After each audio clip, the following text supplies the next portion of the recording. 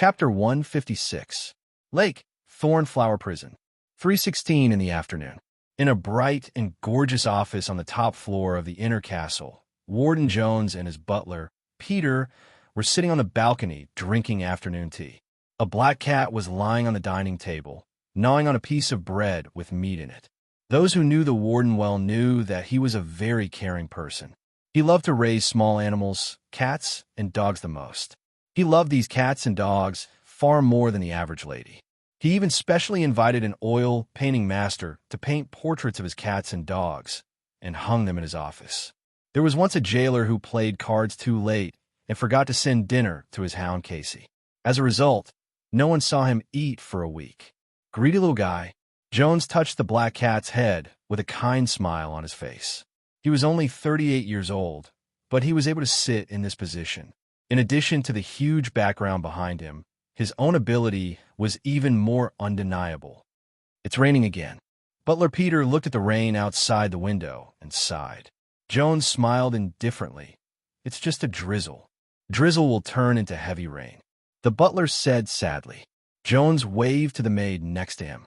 The latter understood his meaning and obediently handed over a woolen cotton-padded jacket. Is your spine hurting again? Put this on. Jones handed the cotton-padded jacket to the butler. Butler Peter quickly got up and thanked him. After putting on the cotton-padded jacket, he sighed, Every rainy season, the old problem will come back. I can't change it. Jones smiled faintly. At this time, a slender woman quickly walked in from outside and whispered something in his ear. Hearing her words, the smile on Jones' face slowly disappeared. He nodded slightly and looked at the rain outside the window. You're right. Drizzle will always lead to heavy rain. The butler noticed the expression on his face and asked, What happened? A prisoner ran away. Jones whispered, It's the little guy who came 3 years ago. The jailer just sent the news that he has left the cell. There is a pit and tunnel inside the cell. He dug the tunnel to escape. Escape? The butler was a little surprised. He has tools? There's a lake outside. What did he escape from? He must have stolen a tool while working, dug through the entire bottom of the lake, and escaped from the bottom of the lake. Jones looked out of the window and tapped his finger on the table. The radius of our lake should be more than 300 meters. The butler's face was full of shock as he said, Digging a tunnel at the bottom of the lake? How is this possible? He dug such a long tunnel. Where did the soil go? The slender woman at the side said respectfully, According to the jailer, he brought the soil into the cell and smeared it on the walls and floor. Because the smearing was too uniform, the jailer didn't notice it in the dim light. When the jailer entered, he saw that the walls and floor were much higher than the other cells. The housekeeper was stunned speechless. Jones raised his hand and stroked the black cat that was still gnawing on the bread on the table. The black cat ignored their conversation and focused on eating.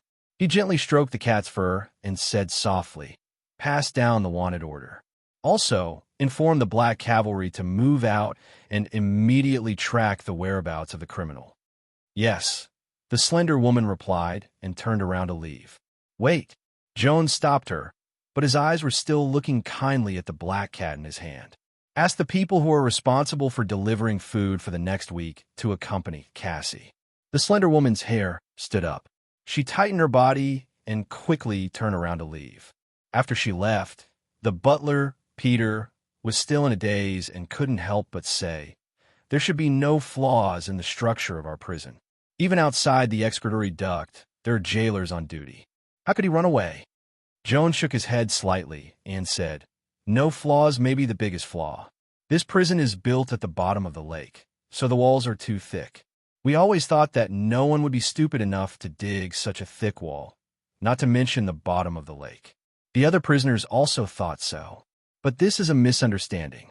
Digging the wall doesn't mean that the wall will be broken. The thickness of the wall makes it so that when this little guy dug the passage inside the wall, no one heard the vibration. This is the biggest advantage of our prison, but now it is also the biggest disadvantage.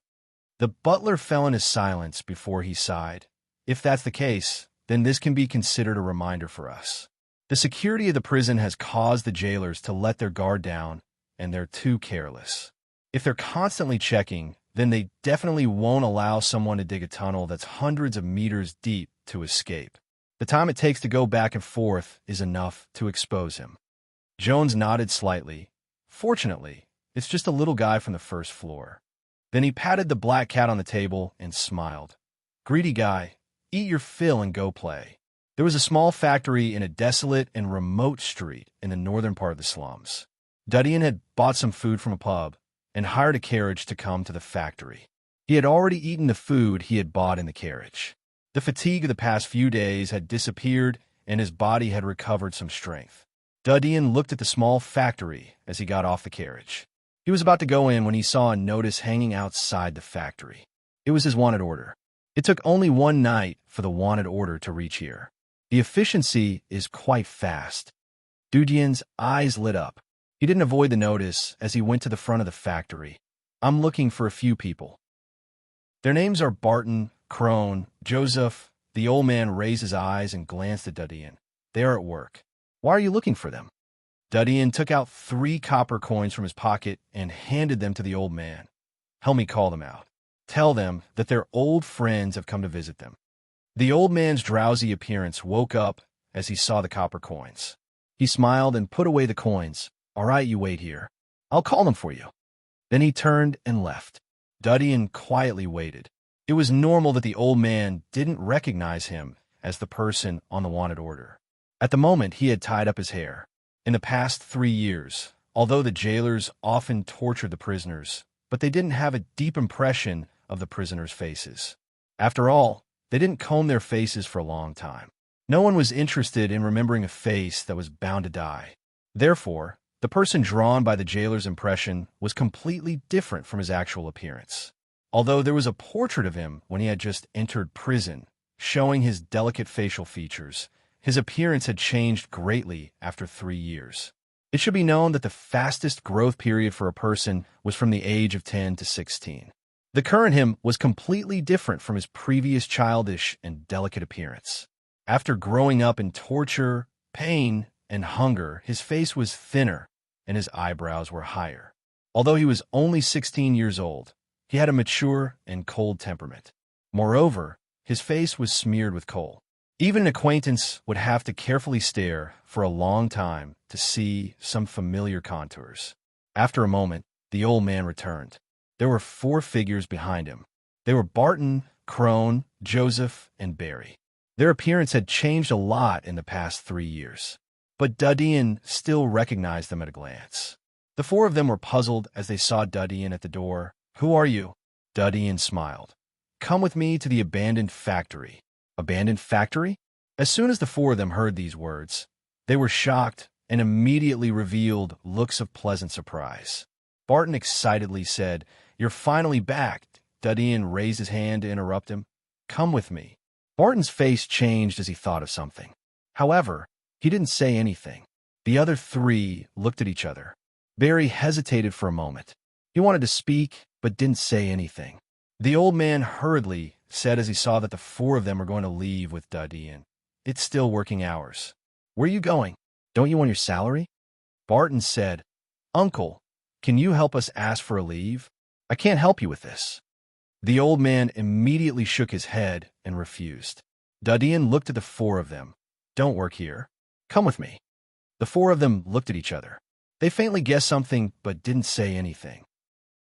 The old man looked at Dudian. Boy, what are you talking about? If they leave, then they will lose their salary for 2 months. Dudian didn't pay attention to him and turned away. The 4 of them immediately followed him. After a moment, Dudian and the 4 of them returned to the abandoned factory in the suburbs. Dean, what the hell is going on? Why are you wanted? Where have you been for the past 3 years? The wanted notice says that you are a criminal. What crime have you committed? Is it murder? I don't believe it. Even if I accidentally killed someone, it wouldn't be a crime. Barton asked in a worried tone as he arrived at the abandoned factory. Dudian's eyes swept through the faces of the 4. He saw a trace of worry on Barton's face. He looked at the others. The wanted notice is right. I didn't commit a crime before, but it's different now. He looked at the 4. Are you willing to do something big with me? The 4 of them looked at each other. Crone whispered, Is it about the previous matter? Dean smiled and gently shook his head. It's a bigger matter. The four of them looked at each other and saw the hesitation on each other's faces. Barry had a complex look. Dean, how about we stop? It's good to live an ordinary life like this. We are working every day. Although it's a bit hard, but we can get enough food and clothing. Dean looked at him, but his expression didn't change. He looked at the other three. What about you? Crone was worried. Although we want to help you, but you are wanted now. Once you are exposed, it will be over. Barton didn't speak as he stared at Dean. After Crone finished, he suddenly said, Dean, no matter what you want to do, I will follow you. I told you that you gave me my life. Even if you ask me to rob, I will do it. Dean looked at him, and there was a touch of smile on his face. Me too. Joseph gritted his teeth. I said that I don't want to live a life where I don't know the next meal. Although we have found work in the factory, but what do others think of us? I've had enough of contempt and disgust. Crone and Barton were startled and silent. Barton saw that both of them didn't say anything, so he angrily said, Dean is now wanted. He is isolated and helpless. Are you going to watch helplessly as Dean is wanted? Crone slightly gritted his teeth. I don't want to, but what can we do with just a few of us? Do you think that Dean's wanted order will be revoked? Barton angrily said, Even if you can't, but now Dean needs help and you are retreating. How can you be worthy of Dean, who brought you out of the orphanage? Both of them were speechless as their faces turned ugly. Dean looked at them. You don't have any psychological burden. I told you that I brought you out to repay you for taking care of me. If you want to live a peaceful life, then you can leave now. But I hope that you won't expose the things here. Both of them bowed their heads as they heard Dean's words. Crone clenched his fists. Damn, I'm going all out. Anyway, I've had enough of those idiots laughing at me. Barry suddenly prostrated on the ground. Dean, I'm sorry. I'm really sorry. I can't do it. I already have someone I like. I just want to live a peaceful life. I hope you can forgive me. I promise that I won't say anything about this place. Dean's expression didn't change as he nodded. All right. I wish you happiness. Go. Barry raised his hand to wipe his tears. He didn't dare to look at Barton and others. He turned away without looking back. Dean quietly looked at Barry's back. There was a trace of coldness in his eyes. Chapter 157. Barton sighed and looked at Dean after Barry left. Dean, don't blame Barry. He has found his own happiness. He has been planning to have a child since the end of last year's black snow season. It's really hard for him to give up his family. Dean was silent. I can understand. Crone whispered. Dean, what is the big thing you're going to do? Dean didn't answer but asked, Do you have any gold coins left from the last time I gave you? The three of them looked at each other. Joseph scratched his head and said, Originally, after deducting the money for tuition and materials, there were 28 gold coins left. Later, Barton and I got sick, so we spent some, and some for food and drinks. Later, seeing that you didn't come back, we thought that renting a house was too expensive, so we bought a house and spent some more. Now, we only have 19 gold coins left. Dean nodded. I said that the extra gold coins would be given to you as labor fees. But now I've been framed and imprisoned. All the thousands of gold coins that I had saved up are gone. I can only borrow some from you. The three were startled as they looked at Dean. Thousands of gold coins? So much. The three's eyes widened. What was the concept of thousands of gold coins? It was enough to cover the whole bed and lie on it to sleep. Is it possible that you were framed because of your money? Barton couldn't help but ask. Dean's eyes lit up, but he didn't say anything. We will talk about this later. Time is of the essence. The wanted posters have spread everywhere. The longer we wait, the greater the chance of me being exposed. The first step is to enter the commercial district. Enter the commercial district? The three were startled again. Crone couldn't help but say, Isn't the commercial district behind the residential district? There are nobles and rich businessmen there. How can people like us get in there? There is no place I can't get in. Dean looked at the three. Don't worry about it. I have my own way. Now let's go and get the money. The three looked at each other and nodded. Dean let them lead the way back to the house where they lived. The house was located in a remote location, and the streets were dirty and messy. There were piles of garbage everywhere, and no one cleaned them up. Flies were flying everywhere. Dean waited outside the door. After a while, the three of them came out, carrying luggage and a coarse cloth bag. They handed the bag to Dean. "Dean, Barry's share." Barton hesitated. Dean waved his hand. "It's his." In fact, he had already smelled that Barry had returned ahead of time. As soon as he left, Barry's share had probably already been taken by him. "Let's go." Dean put away the gold coins handed by the three. There were a total of 14 gold coins. He turned and left the street. After a while, they came to a tailor shop. Duddian took out 2 silver coins and gave them to Barton. He told him to go to the shop and buy clothes for each of them.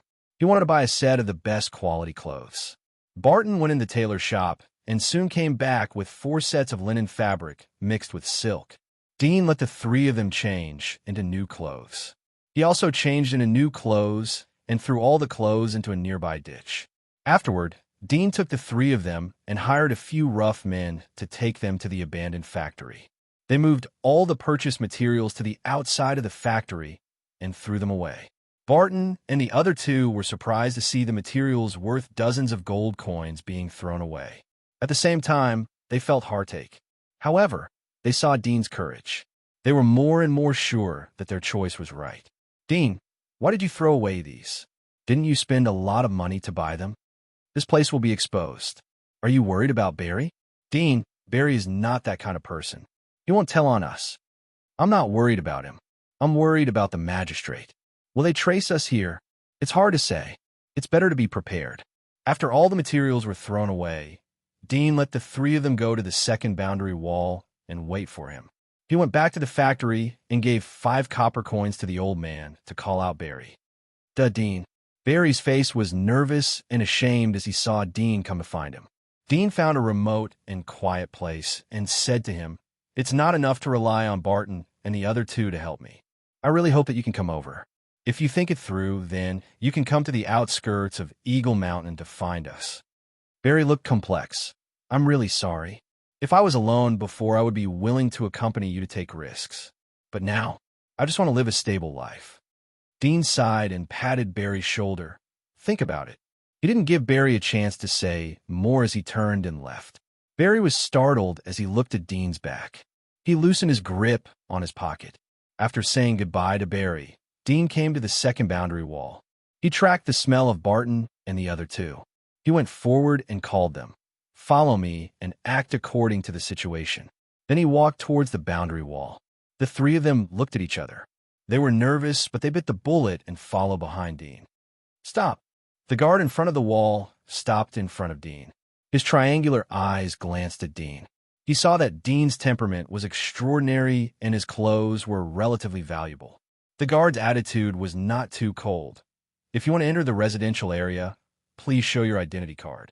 Dean nodded slightly and came close to the guard. He took out a gold coin from his pocket and handed it to the guard. He lowered his voice. "Help me." The guard's eyes moved from the gold coin to Dean's face. He was silent for about 2 seconds. He took the gold coin and impatiently waved. "Go. Go." Dean was relieved. He waved to Barton and the other 2 and entered the passage. Barton and the other 2's hearts were pounding. They didn't expect that Dean would use bribery to enter the residential area. Moreover, he did it in broad daylight. Such a bold act made the 3 of them break out in cold sweat. Their bodies were stiff and they didn't dare to breathe even after they came out of the passage. After entering the residential area, Dean hired a carriage. He called the 3 of them and said to the coachman, "Go to the boundary wall." Inside the carriage, Barton patted his chest. There was cold sweat on his forehead as he looked at Dean. "Dean, your courage is really big. What if the guard gets angry? Then we can only turn around and slip away," Dean said. The 3 of them looked at each other and smiled bitterly. "You dare to do such a method." "We wouldn't dare," Crone said in a resentful tone. Dean smiled. "You are law-abiding citizens. Naturally, I wouldn't dare to do such a thing." In addition to digging the passage, he had learned more than just suffering and torture. "I didn't think that it would be so easy to enter the residential area. 1 gold coin is enough." Joseph sighed. The residential area was out of reach for them. Dean faintly smiled. "Everything is simple as long as you have money. That includes killing. Killing. The three of them were shocked when they heard the word. Barton suddenly thought of something. Dean, are you going to the commercial district to retaliate against the people who framed you? Dean smiled. He was about to speak when his nose twitched.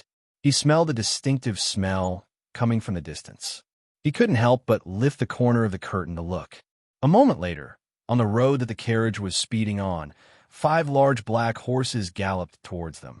On the horses sat people in black armor, with long spears and thin swords hanging from their waists. They brushed past the carriage. Through the gap of the curtains, Dean noticed that several people had thorns metal on their shoulders. Dogs! There was a trace of coldness in Dean's eyes. A moment later, the 5 black horses arrived in front of the boundary wall. The leader pulled the reins of the horses and stopped. He shouted at the guards, "Have you seen the man on the wanted list?" The guards looked at each other and shook their heads. "I haven't seen him." "Well," the leader snorted, "keep a close eye on him for the next few days."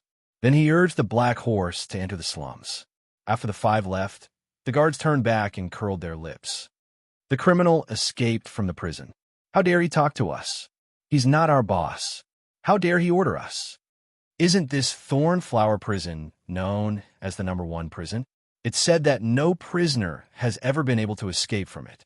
It's ridiculous that a 16-year-old kid escaped from the prison. The 5 black cavalrymen naturally didn't hear these words. Otherwise, they would have pulled out their swords on the spot. "Captain, will the criminal come here?" The second black cavalryman asked the youth in front of him. Frank said without turning his head. Sir said that the smell of the criminal disappeared in the residential area. Judging from the 2 horses he bought at the station, he should be planning to enter the residential area. We didn't find him at his foster parents' place, which meant that he didn't go home at all. He hid another place. This slums is where he came from. Let's go to the Mysian orphanage to see if he has any friends. Yes. A few hours later, North District, in front of the Yuan Shan factory. Frank sat on his black horse and asked the old man, called Bartonberry, Joseph, and Cronout. The old man saw their armor and knew that they weren't ordinary civilians. He quickly said, "Okay, please wait a moment." Then he trotted into the factory. After a moment, Barry was brought out by the old man. Frank frowned and coldly said, "Why is there only one person?" The old man quickly said, "There was a person who came here and took away the other 3. Only Barry came back." Frank was startled. 2 cold lights shot out from his eyes. "What kind of person is he? Does he look like the person on the wanted poster?" The old man was shocked. This, I didn't pay much attention. It seems that there's a little difference, but the person doesn't look old. He's at most 18 or 19 years old. Anyway, he is very young." Frank's eyes were gloomy as he looked at Barry, who was standing behind the old man. "Kid, tell me honestly, is that person Dean?" Barry's body slightly trembled. He didn't expect that in such a short period of time, Dean would be caught by these big shots. He clenched his fists and gritted his teeth. "No, that person is just an ordinary friend of mine." Frank narrowed his eyes. "Do you know what is the crime of covering up a wanted criminal?" Barry's face was pale as he trembled. "I didn't cover up. Well, since you don't want to talk, then I have to send you to prison. Even if you are willing to talk, you are still covering up a wanted criminal. According to the law, you will be sentenced to at least 30 years in prison." Frank waved his hand. "Take him away." Barry was scared. Yellow liquid dripped from his crotch. "Elder, I'll talk. He said he is in the outskirts of the Eagle Mountain." Chapter 158. The carriage passed through a bustling street along the main road. Dean suddenly opened the curtain and asked the coachman to stop on the side of the road. He went to the flower shop on the side of the road and said to the beautiful blonde proprietress, "Give me a handful of the most fragrant and beautiful flowers." The proprietress saw his white skin and extraordinary temperament. She smiled and picked out a handful of fresh roses from the flower pots in the shop. She handed it to Dadian, 1 silver coin. "This is the most fragrant and beautiful flower in our shop. But if you want to give it to your lover, roses are the best. Roses are thorny and can easily hurt a beautiful woman's fingers." Dadian smiled. "Thorny flowers are the most charming." He handed out the silver coin and returned to the carriage with the wrapped roses. "Bart, John and Barton were surprised to see Dean holding the flowers. "Dean, why did you buy flowers?" "It's for our guests." Dean smiled. The carriage continued to move. A few hours later, Dean got off the carriage with Barton and the other two. They rented a hotel room on the side of the road. After entering the room, Dean asked them to buy some gauze, disinfectant, thick fabric, and scissors for first aid. He first looked in the mirror and trimmed his hair to a normal short length. The hair on the back of his head was trimmed by the other two so that it didn't look sloppy. After his hair was trimmed, his facial features were clearly revealed. Compared to his delicate appearance 3 years ago, he was thinner. His eyes were dark and deep, and his cheeks looked like they were carved by ice knives. The contours of his face were still somewhat familiar, but his expression and gaze were calmer, and his thin lips carried a hint of coldness. Afterward, he sat on the ground and took off his new clothes and trousers. He used a thick fabric to pad the ground. Barton and the other two widened their eyes when Dean took off his upper body clothes. They looked at the body of their peer in disbelief. It was not like a human body, but like a drought field full of scars and cracks. Countless whip marks and scratches were like cobwebs wrapped around Dean's chest, back, arms, abdomen, and other parts of his body. Other than a shallow scratch on his chin, the rest of his body that was covered by his clothes was covered in scars. The three of them were shocked. It was hard to imagine what kind of cruel punishment had caused the damage. What kind of willpower did he have to endure so much pain? Is this the torture you received when you were in prison? Crone stared blankly and suddenly felt his eyes moisten. Thinking of his previous hesitation, his heart was filled with guilt and shame. Dean smiled. "Not really. Now I need your help. Help me pull out these 2 nails." The three of them noticed the nails on Dean's shoulders.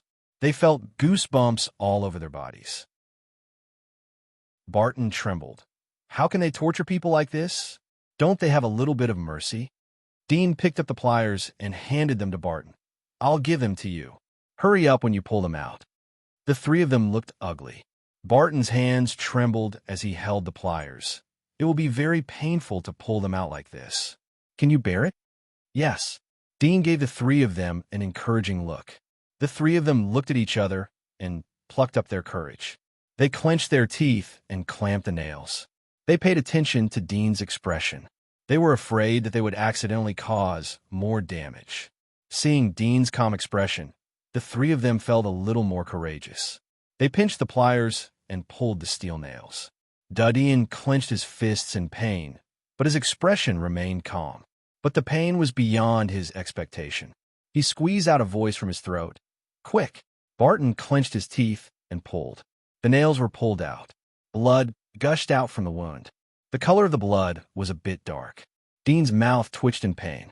He asked the three of them to spray gauze and disinfectant on the wound. The three of them were in a flurry, but were barely entangled by Dean. "It's so long." Joseph's heart trembled as he looked at the nails in his hand. The nails were thicker and longer than his fingers. He couldn't imagine how painful it was to be nailed to the body. Dean took a few breaths. His lips were pale, but he let the three of them continue to pull out the second nail. 10 minutes later, the 2 nails were taken out. The three of them helped Dean to bandage the wound on his shoulder. The three of them were exhausted. They sat on the ground and gasped for breath. Dean leaned against the bed. He relaxed his body so that the wound on his shoulder would heal as soon as possible. "Dean, where do you want to throw the nails?" Crone asked Dean after a rest. Dean's eyes fell on the 2 nails. "Don't throw them away. Leave them for our guests." Dean left the hotel with the 3 of them after the wound stopped bleeding. They didn't immediately go to the boundary wall. Instead, they went to a house in the middle of the nearby street. Dean picked up a stone and threw it on the door. The door was pushed open. A short and fat woman looked around. She saw the stone on the ground. She cursed and closed the door. Barton and the other 2 didn't know what was going on. Dean didn't say anything. He called the 3 of them to go to the boundary wall. Dean was stopped by a middle-aged guard as he followed the flow of people. "Please show me your identity card," the middle-aged guard said. Dean took out a gold coin from his arms and handed it to the guard. The middle-aged guard's face changed as he saw the gold coin. His eyes were filled with anger. Before he could open his mouth, Dean said in a very low voice, "Is that short and fat woman your wife?" The middle-aged guard was about to get angry when he heard Dean's words. Dean quickly took out another gold coin. "I'm sorry. I gave the wrong one. This is the right one." He put the gold coin into the guard's hand. The middle-aged guard was silent for a moment. He slowly tightened his fingers. "Go." Dean waved to the four of them and entered the passage. Barton and the other two looked at Dean after they came out of the passage. Crone asked, "Dean, how do you know that the woman is his wife? Do you know him?" Chapter 159. Commercial District, north of Yardtown. On the plateau on the outskirts of the town, a noble castle stood tall. From time to time, armored knights and squires could be seen patrolling outside the castle. On the armors of these knights and squires, there was an engraving of a javelin, which represented the surname of a family, Ryan. The residents of Yardtown knew that the Ryan family was in charge of the tax collection of the town. Although they were living in a remote corner of the town, but they were one of the top aristocratic families in the commercial district. However, they had provoked the evil alchemist and were destroyed. The huge manor and the magnificent manor had turned into a desert. Now the entire territory of the family was just this remote town. The total annual tax revenue wasn't even as much as the salary of a knight of a great aristocratic family. The old patriarch's temper was getting more and more irritable. The increase in taxes year after year made the residents of the town miserable. At the moment, a black carriage slowly entered the town. The door was pushed open and four figures got out of the car. The one in the lead was a tall and thin youth, holding a bouquet of fragrant roses in his hands. Although his clothes were plain and ordinary, his back was ramrod straight, and he stood like a gentleman. Dudian looked around and found a hotel to rent. He closed the door and said to Barton and others, "You will stay in this town. This town is the territory of the Ryan family. Your task is to help me inquire about all the information about the Ryan family, including financial, population, and the number of knights and squires. In addition, information about the children of the Ryan family, including hobbies, specialties, and so on." 09 Small Say Net Crone asked, "Dean, what are you going to do?" "You will know in a few days." Dean solemnly said, "Try to inquire as much as you can. The most important thing is don't expose your identity and don't do anything too eye-catching." The three nodded. Barton asked, "Dean, where are you going?" "I'm with another guest." Dean grabbed 2 steel nails that were tightly wrapped in cloth from Joseph's hand. Joseph's face slightly changed. "Are you going to retaliate against the people who framed you?" "It's not revenge." Dean smiled. "It's a virtue to return what you borrowed. These 5 gold coins are your mission resources." Dean took out 5 gold coins and handed them to the 3. "Don't be stingy when necessary. In addition, don't rush into action. Familiarize yourself with the living conditions of this town and then do things. Remember, if you encounter trouble, think about it." The 3 of them took the gold coins, feeling a little nervous. Dudian comforted them and left the hotel. Although it would be difficult and risky for Barton and the other 2 to complete such a task, but a good knife needed to be honed and hammered out. Thornflower Prison, Inner Castle. In the bright and gorgeous office, Warden Jones held the message sent by Black Crow in his hand. A smile slowly appeared on his face as he said to a young man in black armor across the tea table, "This little rat's tail has been exposed. He's in the slums." The black-armored youth had a sword scar on his face, but it didn't affect his handsomeness at all. He smiled faintly and said, "It rained continuously in the past few days, so his smell was covered and we lost track of him. Now that his tail has been exposed, he can't have gone far. Did Frank bring him back directly?" Jones shook his head. "This little devil is clever. I guess he got the news in advance and ran away from the appointed place. Frank didn't find him, but they caught a former companion of the little devil. They are still interrogating him. In my opinion, I don't think he will confess anything. The little devil was able to escape from here. It's not easy to catch him." The young man in black armor smiled. "No matter how cautious he is, his tail has been exposed. As long as we know he's in the slums, he won't be able to run away. Even if we dig 3 feet underground, we will be able to find him. I believe in your nose." Jones smiled. The young man in black armor picked up the cup of coffee in front of him and drank it in one gulp. He got up and said, "I'll go first." Then he turned around and left. Butler Peter looked at the back of the young man as he disappeared outside the door. He looked at Jones. This little devil is a junior hunter from the Melon Consortium. He has a rare magic mark of the predator. He should know how to track the little devil. Can he find the little devil in the slums alone? Jones' mouth curved into a smile. Don't underestimate the hunting ability of the evil dog. Butler Peter was startled. He nodded in silence. Commercial District, Fell Street Magistrate. This was one of the branches of the magistrate in the Commercial District. It dealt with more than a dozen cases in the nearby towns and commercial districts. At the moment, the sky was getting dark and heavy rain was about to fall. In the middle of the office building of the magistrate, several official judges had finished reviewing the cases in their hands. They came to a separate office in another part of the building. They knocked on the door and entered the office. They tidied up the case and respectfully handed it to the figure in front of the desk. Teacher, this is the alcohol case in Boortown. This is the rape case in Midtown. Several people handed over the case in succession. The figure sitting behind the desk was tall and slender. He was wearing a dark red robe with golden threads. He was full of luxury and solemn temperament. He was bowing his head to deal with the case in his hands. He heard the words of the students and nodded. Leave it. Several students handed over the case to the desk. Before leaving, one of the young girls said, Teacher, it's going to rain outside. You should go back and rest early. The figure was startled. He looked out of the window. Gloomy thunder was rolling in the sky. It seemed that heavy rain was coming. He slightly frowned and nodded. I know. You go first. The young girl looked at him but didn't say anything. She turned around and left. After they left, the man finished writing a summary of the half-completed cases in his hands. He put the quill back into the pen holder, got up, and put the other cases into the drawer. Then he came to the door, put on his deacon hat, picked up the oilcloth umbrella, and left the courtroom. Hello, Deacon Hua. Hello, Deacon Hua. Along the way, the busy apprentice priests and knights of the magistrate bowed their heads respectfully when they saw the middle-aged man. The middle-aged man had long been accustomed to it. He calmly walked out of the gate of the magistrate. At this time, the rain had dripped down and stained his clothes. He looked up and slightly frowned. He opened the oilcloth umbrella in his hand and went down the steps. Chapter 160.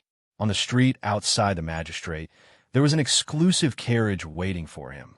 Huey got on the carriage, put away his umbrella, and said to the driver, Go home tonight. The rain is too heavy. Drive slowly. Yes, the driver whispered. The carriage slowly moved along the street in the heavy rain.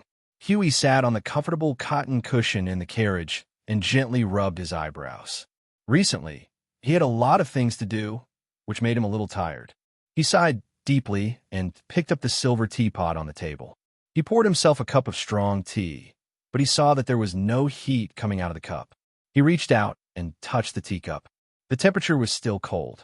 He couldn't help but feel annoyed. He said to the driver, In the future, prepare hot water before I get off work.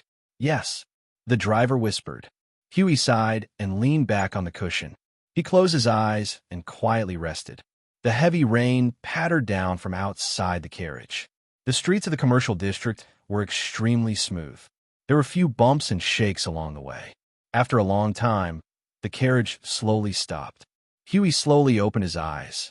He thought that it was windy outside. He tightened his collar, opened the door, picked up the umbrella, and got out of the carriage. Huh. Huey looked at the street in front of him. He was stunned. Although the heavy rain blurred his vision, he could still see that it was a strange street. He didn't wait for him to turn his head. He suddenly felt a pain in the back of his head. He suddenly fainted. The umbrella fell down. The heavy rain quickly drenched his body. He was submerged in the water on the road. A figure grabbed his arm and dragged him into an ordinary house on the side of the road. Then the figure came out and picked up the umbrella on the ground. The carriage was tied to the pillar next to it. Then the figure went back into the house and gently closed the door. Puff! A basin of cold water was poured on Huey's head. He woke up, his neatly combed hair scattered on his face. He hurriedly looked around. He suddenly saw a dim oil lamp hanging in front of him. It was somewhat dazzling. Under the lamp, there was a thin figure. As his vision gradually adapted, he also saw the other person's face. It was a teenager. With his many years of experience, he instantly judged that the other person's age was no more than 18 years old. "Who are you?" Huey struggled a little and saw that his hands were tied to a pillar. He did not panic, but quickly asked with a cold face. Dean squatted down and looked at him. "Take a guess." Huey coldly snorted and said, "Is it a family member or friend of one of the criminals I tried?" Dean smiled. "It seems that Deacon Hoa is still a little self-aware. You know that you have offended a lot of people. I will remind you a little bit. 3 years ago, you tried a huge theft case. Do you remember? A huge theft case?" Huey slightly frowned, thought for a moment, and said, "There is such a thing. Are you the accomplice of the theft?" "No, I'm a party to that case." Huey was stunned. "I want to know what means the Burong family used to make you a dignified deacon of the magistrate to work for them." Dean smiled. "Is it money, power, or something else?" Huey deeply looked at him. After a moment, he said, "If I remember correctly, the crime you committed has been sentenced to death with a reprieve. The time limit is 5 years. If you're here, then you either have a big background or have escaped from prison. You just need to answer my question." Dean whispered as he pinched Huey's hair. Huey sneered. "Do you think that I will bow to a criminal? You are underestimating the deacon of the magistrate. I advise you to surrender and obediently go back to prison. At least you can live for 1.5 years. Won't bow." Dean smiled. He pinched Huey's hair and pulled down his fingers. Huey's head was suddenly lowered. He grimaced in pain. "Hey, why did you lower your head?"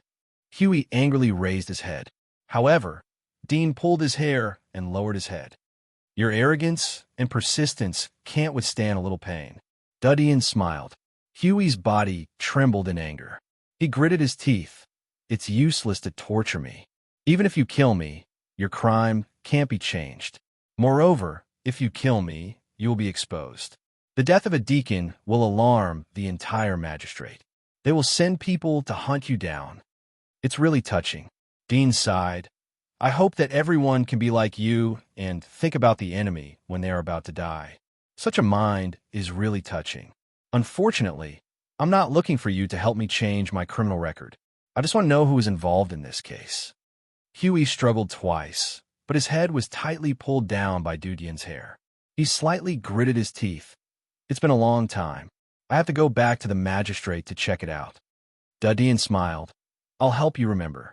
Your wife and daughter are very beautiful. What do you think will happen if you send them to the brothel in the slums?" Huey's body trembled. "Bastard, if you dare to touch their fingers, I won't let you go. If there's a ghost, then Deacon Huey wouldn't be able to live until today." Dudian softly said, "My patience is limited. The rain will stop soon. I hope that we can cooperate happily. You will answer my questions. After all, it will take a lot of effort to transport your wife and daughter to the slums. Don't make it difficult for me, okay?" Huey twisted his neck and stared at Dudian. Eventually, he slowly lowered his head. "If you want revenge, then you should go to the Burong family and the Milan family. They are the ones who conspired."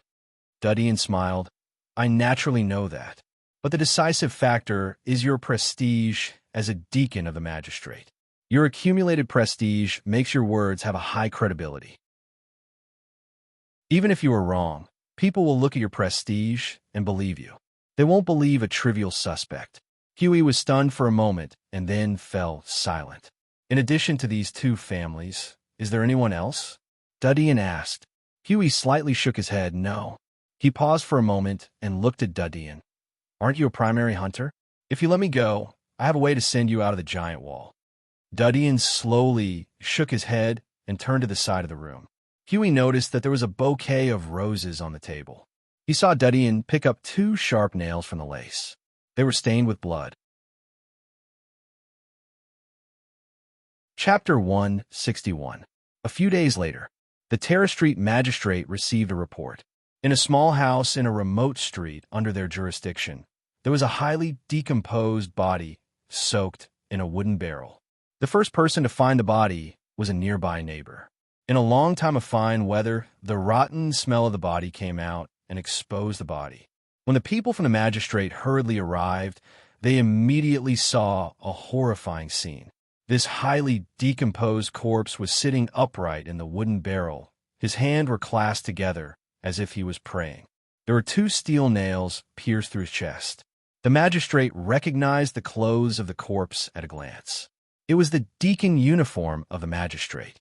This was like a deep water bomb, causing great waves. After identifying the identity of the body, all the magistrate branches in the entire commercial district were alarmed. As a top force independent of the aristocracy, the military, and the Holy Church, this was the most serious trauma and provocation suffered by the magistrate in the past 5 years.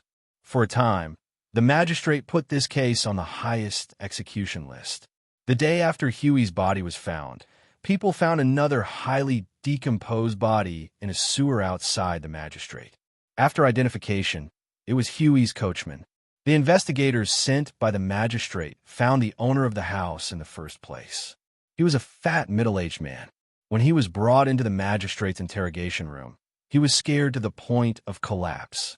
"Where were you at 8 o'clock on the 17th? "At home. It was raining heavily. I was with my family. I heard that your house was rented out. Do you remember the appearance of the renter?" "I don't remember. He was wearing a hood and kept his head down. It was too dark, so I didn't pay much attention. But I remember that his body was very thin. When you signed the lease contract, didn't you see his identity card? I asked him for it, but he said he didn't have it with him. Later, he said he would only rent it for a week. He gave me 10 silver coins. I rented it to him. Humph, a money grubber." In the investigation of the owner of the house, the magistrate obtained very limited information. The only thing they could confirm was that the murderer was a man, and it was a planned and premeditated assassination. However, the magistrate naturally wouldn't let go of the death of a deacon. The corpse and the scene were tightly protected. The magistrate transferred 2 senior knights to investigate the information left by the murderer. The first thing that caught their attention was the 2 steel nails. They were sent to the magistrate for inspection. It didn't take long for them to find 2 kinds of blood stains on the steel nails. One was Huey's, and the other was unknown blood. Although they could not find the murderer through the blood, the magistrate quickly found the source of the steel nails: Thornflower Prison. In addition to the steel nails, the magistrate also found a few rose petals at the scene. Therefore, all the flower beds and flower shops on Terrace Street were strictly inspected. On the other side of the business district, Yardtown, a carriage drove in and stopped in front of an inn. A pale-skinned youth alighted from the carriage and entered the inn with a bouquet of crimson roses in his hands. Dong dong. The door opened. "Dean." Joseph was pleasantly surprised when he saw Dudian. "Come in. You finally came back." Dudian entered the spacious room. Joseph was the only one in the room. He asked, "Barton and Crone?" "They went to collect information. They will be back soon." Joseph was surprised when he saw Dudian holding the flowers. "Why did you change it? The previous ones have withered." Dean smiled and poured himself a cup of hot tea. After a moment, he smelled Barton and Crone appearing in his perception range. Both of them returned to the hotel. "How was it?" Dudian asked them. Barton and Crone were surprised to see Dudian. It was as if they had found their backbone. Both of them looked at each other. Barton said, "These days we have asked everywhere, from butchers to shop owners. They said that the Ryan family is a small aristocratic family. The patriarch is called Fuline Ryan. He is 62 years old. His wife died a long time ago. He has 4 children. The eldest son is 48 years old." Dean listened to the information from the 2. Due to the decline of the Ryan family, there are only 2 teams of knights in the Ryan family. Each team has 10 knights and around 30 squires, for a total of 50 people. Moreover, I heard that many of these knights aren't regular knights, so they haven't received a Medal of Honor from the Knights Hall. It's just that the old patriarch wanted to save face, so he recruited some apprentice knights into the team to increase the number of knights and make it look better. After a moment, all 3 of them finished talking. Dudian nodded. He got up and said, "Wait for me here. I'm going out." "Where?" Barton asked. Duddian smiled. I'm going to visit the patriarch. The night came. The castle on the high slope outside the town was brightly lit. Knights and squires were on duty in every corner of the castle. The work of guarding the castle day after day was extremely boring, and they were already tired of seeing the scenery that was always repeating itself. Furthermore, the guards all knew that even the stupidest thief would not come here to look for treasures. It was no different from looking for water in the desert or fire in the ocean. The guards stood together and chatted about interesting things they had heard recently. They wanted the night to pass as soon as possible. In the huge dining hall of the castle, old Foulin was sitting at the head of the long table. His children and grandchildren were sitting on both sides of the table. One of the older granddaughters was handing her baby to the nanny so that she could take it to breastfeed. A huge chandelier was hanging on the top of the dining table. The oil lamp was yellow. It was the lamp oil used by ordinary residents. After dinner, the children got up and saluted the old patriarch. They went back to their respective rooms to rest or play. Grandpa, I mentioned to you last time about opening a shop on Wall Street. What do you think? One of the young men, who was about 20 years old, asked the old patriarch who was sitting at the head of the table. Old Foulin slowly looked up at him. I have investigated. Although Wall Street is bustling, but the rent is too high. The profit you want to sell is too low. It's not enough to earn back the rent, let alone make money to subsidize your family. The young man's face slightly changed. Grandpa, I don't want to sell junk. I have found a master craftsman to forge good swords and knives. I can sell them at a high price. As long as you lend me some money to rent the shop, I will definitely make a profit. You are too young. Old Foulin sighed. You go and investigate the other shops near Wall Street. If you think that the things you sell are better than the other shops, then come back to me. Don't treat the customers as fools. They are very smart. Grandpa, the young man hurriedly said. Hugh, don't be rude. The middle-aged man next to him shouted. The young man lowered his head and threw away the fork in his hand. He turned away and left. The middle-aged man looked at the old patriarch. Father, please don't be offended. The child is not sensible and impatient.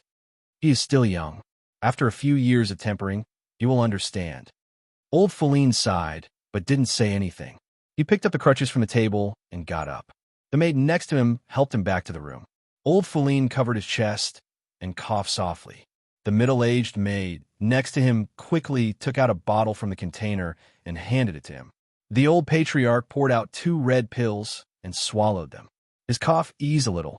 He waved his hand to let the maid withdraw. The middle-aged maid withdrew.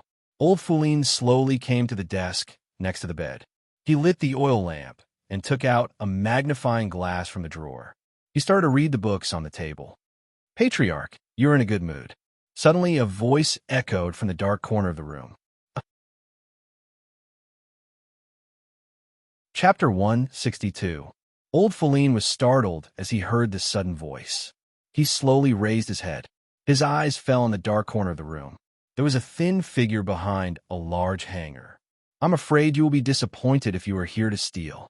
Old Foulin's eyes were cold as he slowly put down the magnifying glass. Patriarch is really smart. You didn't call the guards first. The figure laughed. Old Foulin coldly snorted. You can sneak into my castle, so your skills shouldn't be inferior to a regular knight. I have my own dog, so I know how fast it is. You will have enough time to kill an old man and then escape. Tell me, what are you planning to do by coming here? The figure stepped out of the shadow. It was Dean. There was a shallow smile on his face. I haven't seen you for 3 years. Patriarch, do you still remember me?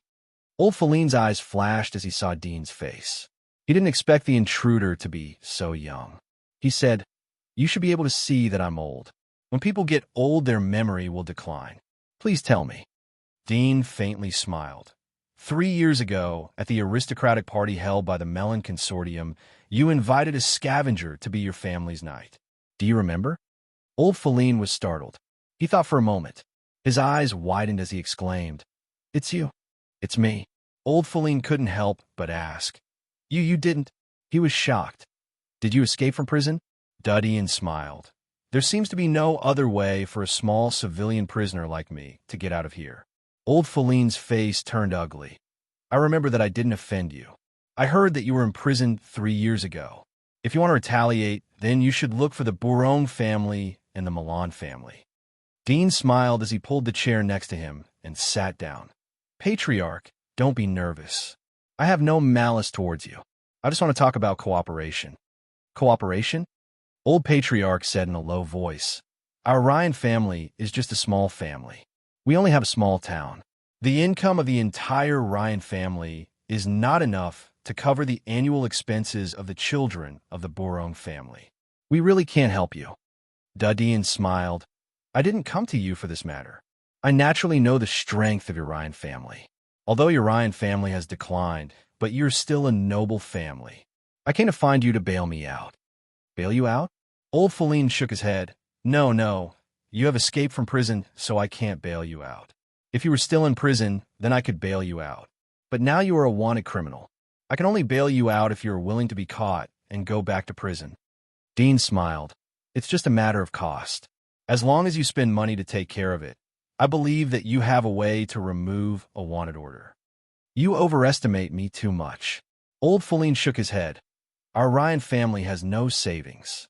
You have seen that all the expensive antiques passed down by our ancestors have been sold.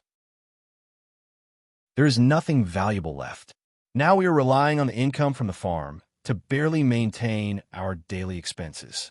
There is no money to help you. Dean whispered, Patriarch, you should know that I am a hunter. If you bail me out, will your family be short of money in the future? Old Feline smiled. But I really don't have money to help you. If I remember correctly, your family has a mine in Red Leaf Mountain, right? Dean asked with interest. Old Feline's face changed. You want me to sell the mine? Don't even think about it. This is the last lifeblood of our Ryan family. We will never sell it. Even if you kill me, it will be useless. Dean sighed. Patriarch, I hope that time hasn't eroded your brain and eyes. You have to see clearly what is a real treasure mine and what is a waste mine. What do you mean? Old Feline's face slightly changed. After I am bailed out and have a legal identity, I will naturally repay your Ryan family. Dean slowly said, If I'm not wrong, the mine has long been exploited to the point that it is no different from an abandoned mine. Otherwise, your Ryan family wouldn't be in such a decline. But I'm different. You should know that the wealth created by a hunter can completely change the current predicament of your Ryan family. Old Feline's face turned ugly as he shook his head. No, I can't do this. Dean indifferently said, I know what you are worried about. Bailing me out is tantamount to opposing the Bouron and Milan families. It will bring a devastating blow to the already weakened Ryan family. But aren't you on the same side as them? Your Ryan clan is also declining day by day. After 10 years, how many knights can your Ryan clan hire to guard the gate for you? Old Feline's face turned ugly. He knew that Dean was right. This was the source of his worries and troubles. But it's different if you cooperate with me. Dudeen smiled. I can improve the life of your Ryan family. I can even bring your Ryan family back to the glory of the glorious period. Old Feline suddenly looked up at him. Just by you? Although you are a hunter, but how can I believe that you will know how to repay me after I bail you out? Moreover, I know better than you how much a primary hunter can do. You don't need to confuse me. A primary hunter can't do much. Moreover, how can I bet the fate of my family on a hunter who will die outside the giant wall? Dudeen gently smiled. A primary hunter naturally won't do, but what about an intermediate hunter? Old Feline was startled. He looked at him. What do you mean?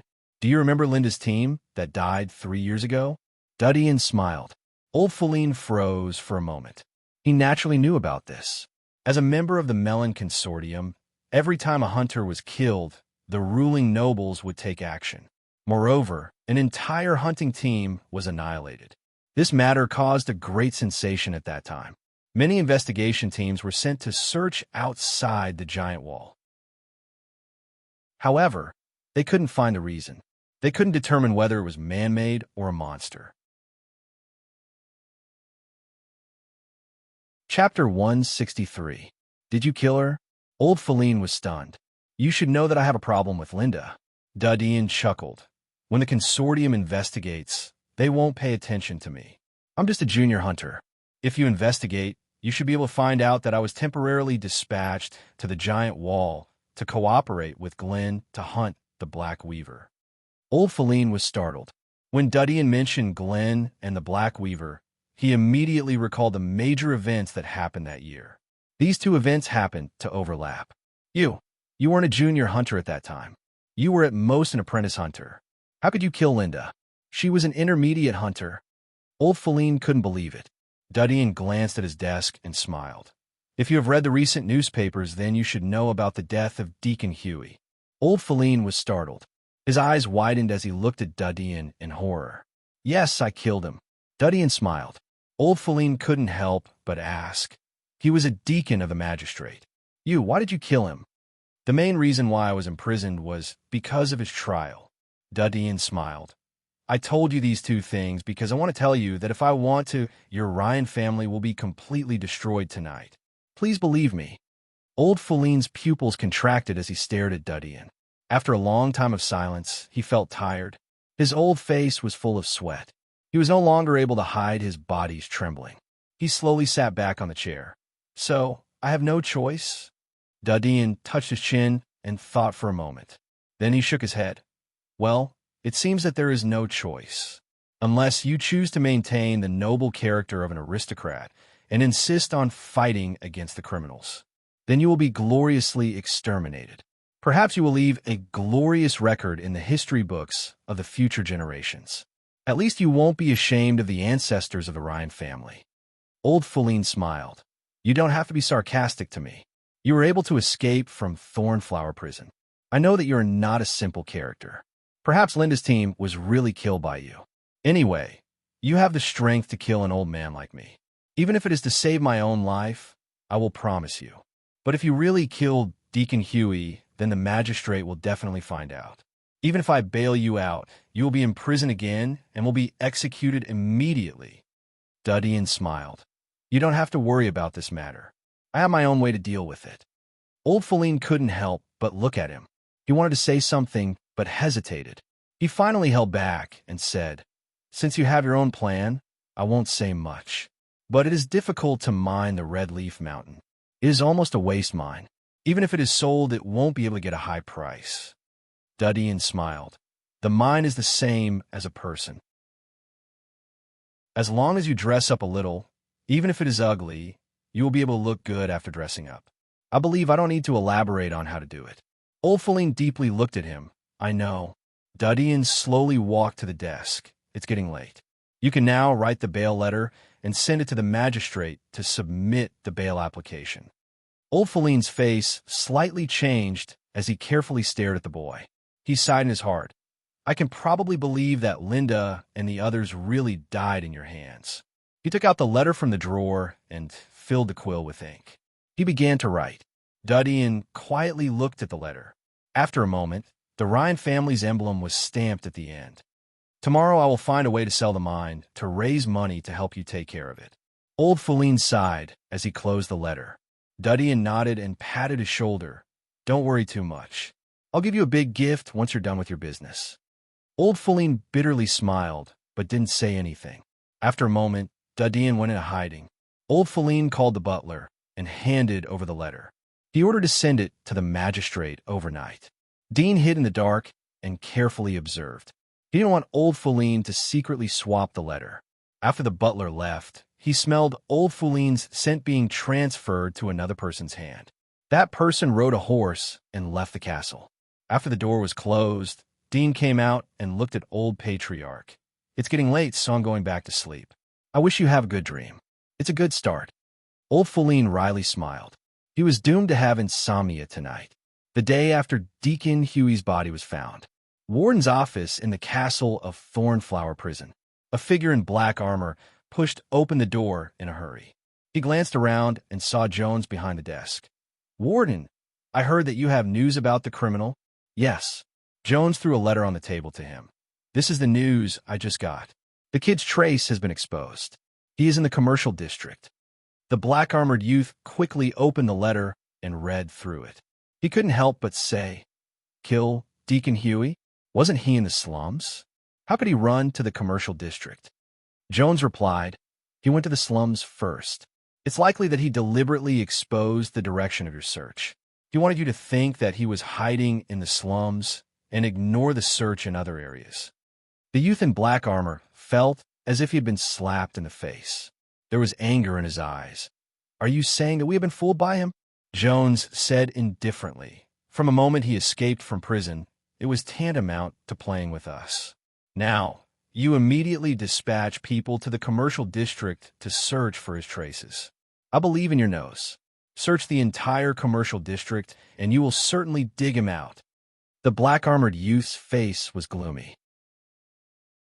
Looking at the letter in his hand, he suddenly said, "It only says that there are 2 steel nails. These steel nails are not exclusive to our prison. They can be forged in some blacksmith shops. Could it be just a coincidence? If I were him, when I was wanted, I would try my best to lead the people we were searching for to the slums. There's no reason for me to do such a thing in the blink of an eye and expose my whereabouts. Wouldn't the previous plan be in vain?" Jones looked at him.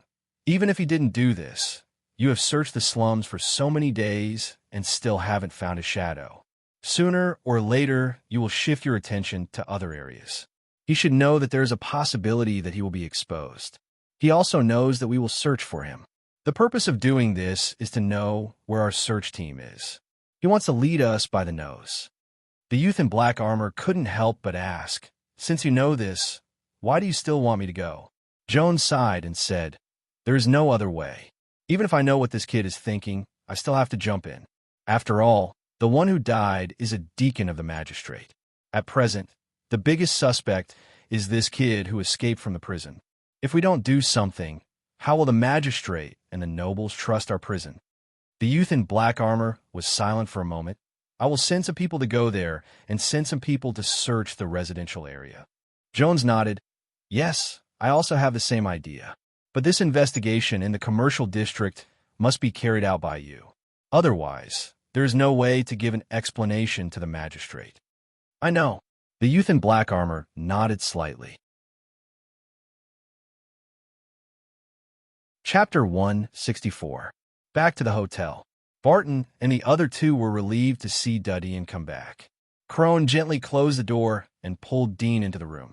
He whispered, "Dean, I accidentally read the newspaper today. A deacon named Huey was killed. He was stabbed by 2 steel nails in the chest. Are you the one who did it?" Duddy nodded. "Yes."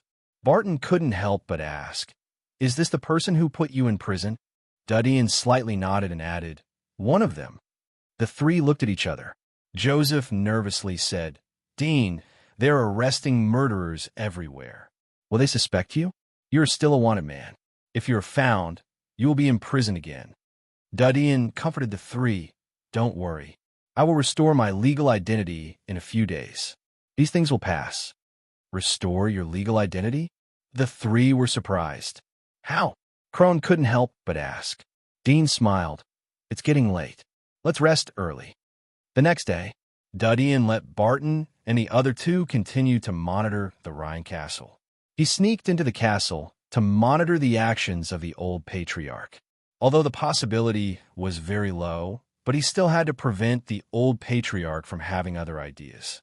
Dean was gratified that old Feline was very efficient even though he was old. The next morning he dispatched miners to send the ores back to the Red Leaf Mountain mine. The mine that had been mined out for a long time had turned into a rich mine with high production under the camouflage of the ores. The news of the sale of the mine quickly spread out. However, the first sensation was the Ryan family itself. The 4 children and 9 grandchildren of the old patriarch were in an uproar. Except for a few people who agreed with the approach of the old patriarch, the rest were unanimously against it. The Red Leaf Mountain mine was the last lifeline of the Ryan family. Once it was sold, they would be completely cut off from the source of money. They could only sit and eat. The voices of opposition were soon suppressed by the old patriarch. On the 3rd day, the Red Leaf Mountain mine was sold. It was sold to another aristocrat who had been eyeing the mine for a long time. Duddy felt that he didn't choose the wrong person as he saw the old patriarch's swift and decisive actions. The 5th day evening, old Feline and his children were having dinner in the dining room. "Grandpa, I'm going to attend a noble ladies' party in a few days. My best dress is too old. I bought it 3 years ago. Can you buy me a new one?" A girl in her 20s, who was eating steak, suddenly looked up and said to old Feline. Old Feline frowned as he glanced at the table. He saw his children and grandchildren secretly looking at him. He snorted, "I know that you are thinking about the money from the Red Leaf Mountain mine. This money is used by our family. Don't think that you can spend extravagantly even if the mine is sold. Don't think that we can save. Otherwise, we will have our nights." When they heard his harsh words, their expressions changed. "Grandpa, are you old and confused?" One of the young men stood up in anger. "What's the use of the money? It can't be used to make money. It's better to lend it to me to do business." Old Feline's face changed as he coldly said, "You say it again." The middle-aged man next to him hurriedly pulled the young man. "Hugh, shut up." The young man saw the old patriarch's gloomy face. He clenched his teeth, threw away the knife, and turned to leave. At the same time as he left, a servant ran in and passed him. He came in front of old patriarch and respectfully said, "Master, you have a letter."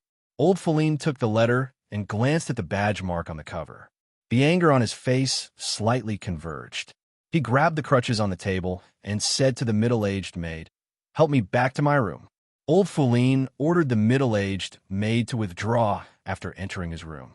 He came to the desk alone and opened the letter. He looked at the contents and said, "Come out, it's for you." Dean's figure emerged from the shadows of the room. There was a smile on his face. "Is it a bail notice?" Old Feline nodded and handed the letter to him. Dean opened it and saw that it was a bail notice. It was written in black and white. It was very clear that his bail application had been approved. Sure enough, nobility and money. There's nothing that can't be done. Dean smiled. Old Feline sat back in his chair and indifferently said, "In order to help you, we spent tens of thousands of gold coins from the sale of the mines in Red Leaf Mountain. Ryan family savings for many years were almost depleted. We were able to withdraw your wanted order and bail you out. I won't treat you badly." Dean put away the letter and smiled at him. "I said that I will give you a big gift when my identity is restored. This gift will be sent to your hands soon." Old Feline deeply looked at Dudeen. "Now we are on the same boat. If you have an accident, then my bail will be a cover. It will damage the reputation of the aristocracy. I hope you can take care of yourself." Dean knew what he was worried about. He smiled. "It's getting late. I'll go back first." Then he opened the window and left. Old Feline watched Dean leave. After a long time, he retracted his eyes and looked at the huge oil painting hanging on the opposite wall. There was an old man whose cheeks were similar to his own. "I hope that I won't become the sinner of the Ryan family." He murmured and became silent. 6th day, morning. Dean asked Barton to buy a newspaper and come back. The morning newspaper had been printed. Dean was sitting in the hotel in the town. He was eating breakfast while reading the newspaper. One of the more eye-catching columns was about the assassination of Huey Wright. There were many suspects, such as the military, alchemists, potions, and prisoners who had been tried by Huey Wright in the last 6 months. After all, a deacon and the magistrate had too many contacts. There were too many people who wanted him dead. It was difficult to find a clue for a while. The main suspect, theft criminal Dean? Dean read the newspaper. Among the main suspects, he was impressively among them. He was not surprised. He faintly smiled and looked at the other parts of the newspaper. He soon found news about himself. Theft criminal Dean was released from prison last night after being bailed by the Ryan family. There was a touch of smile on Dean's face as he saw the news. There was some emotion in his heart. This was the charm of the aristocracy and money. Although the wanted order had been withdrawn, but after all it had been posted, now they still pretended that nothing had happened. The ones who were fooled were the civilians. In the aristocratic era, the newspaper had always been the communication machine of the aristocracy. But for the civilians, the newspaper still had a very high credibility. Chapter 165. Thornflower Prison. Warden's office. The door was suddenly pushed open and a youth in black armor strode in. He threw the newspaper on the table and said angrily, "What's going on? Bail? I need an explanation." Inside the office, Jones was sitting in front of his desk. eating his breakfast of bacon bread while flipping through the newspaper. Facing the black-armored young man who suddenly barged in, he frowned slightly and said, "Watch your volume." The youth in black armor was indignant. "I've been searching day and night for the past few days and finally found this brat's whereabouts. He's in Yard Town, and you're telling me that he's been bailed out? I've been wanting to skin this brat alive for so many days, and now he's bailed out? What kind of joke is this? He's a fugitive." Jones looked up from the newspaper, glanced at him, and said, "Calm down first. I'll tell you." The young man in black armor saw his unhurried manner and gritted his teeth. He took a deep breath and said, "Speak. I want an explanation." Jones put the newspaper aside, took a sip of milk tea, and said calmly, "The newspaper clearly states that he was bailed out by an aristocrat. It shows his ability that he could find an aristocrat to bail him out. For us, it's actually a good thing.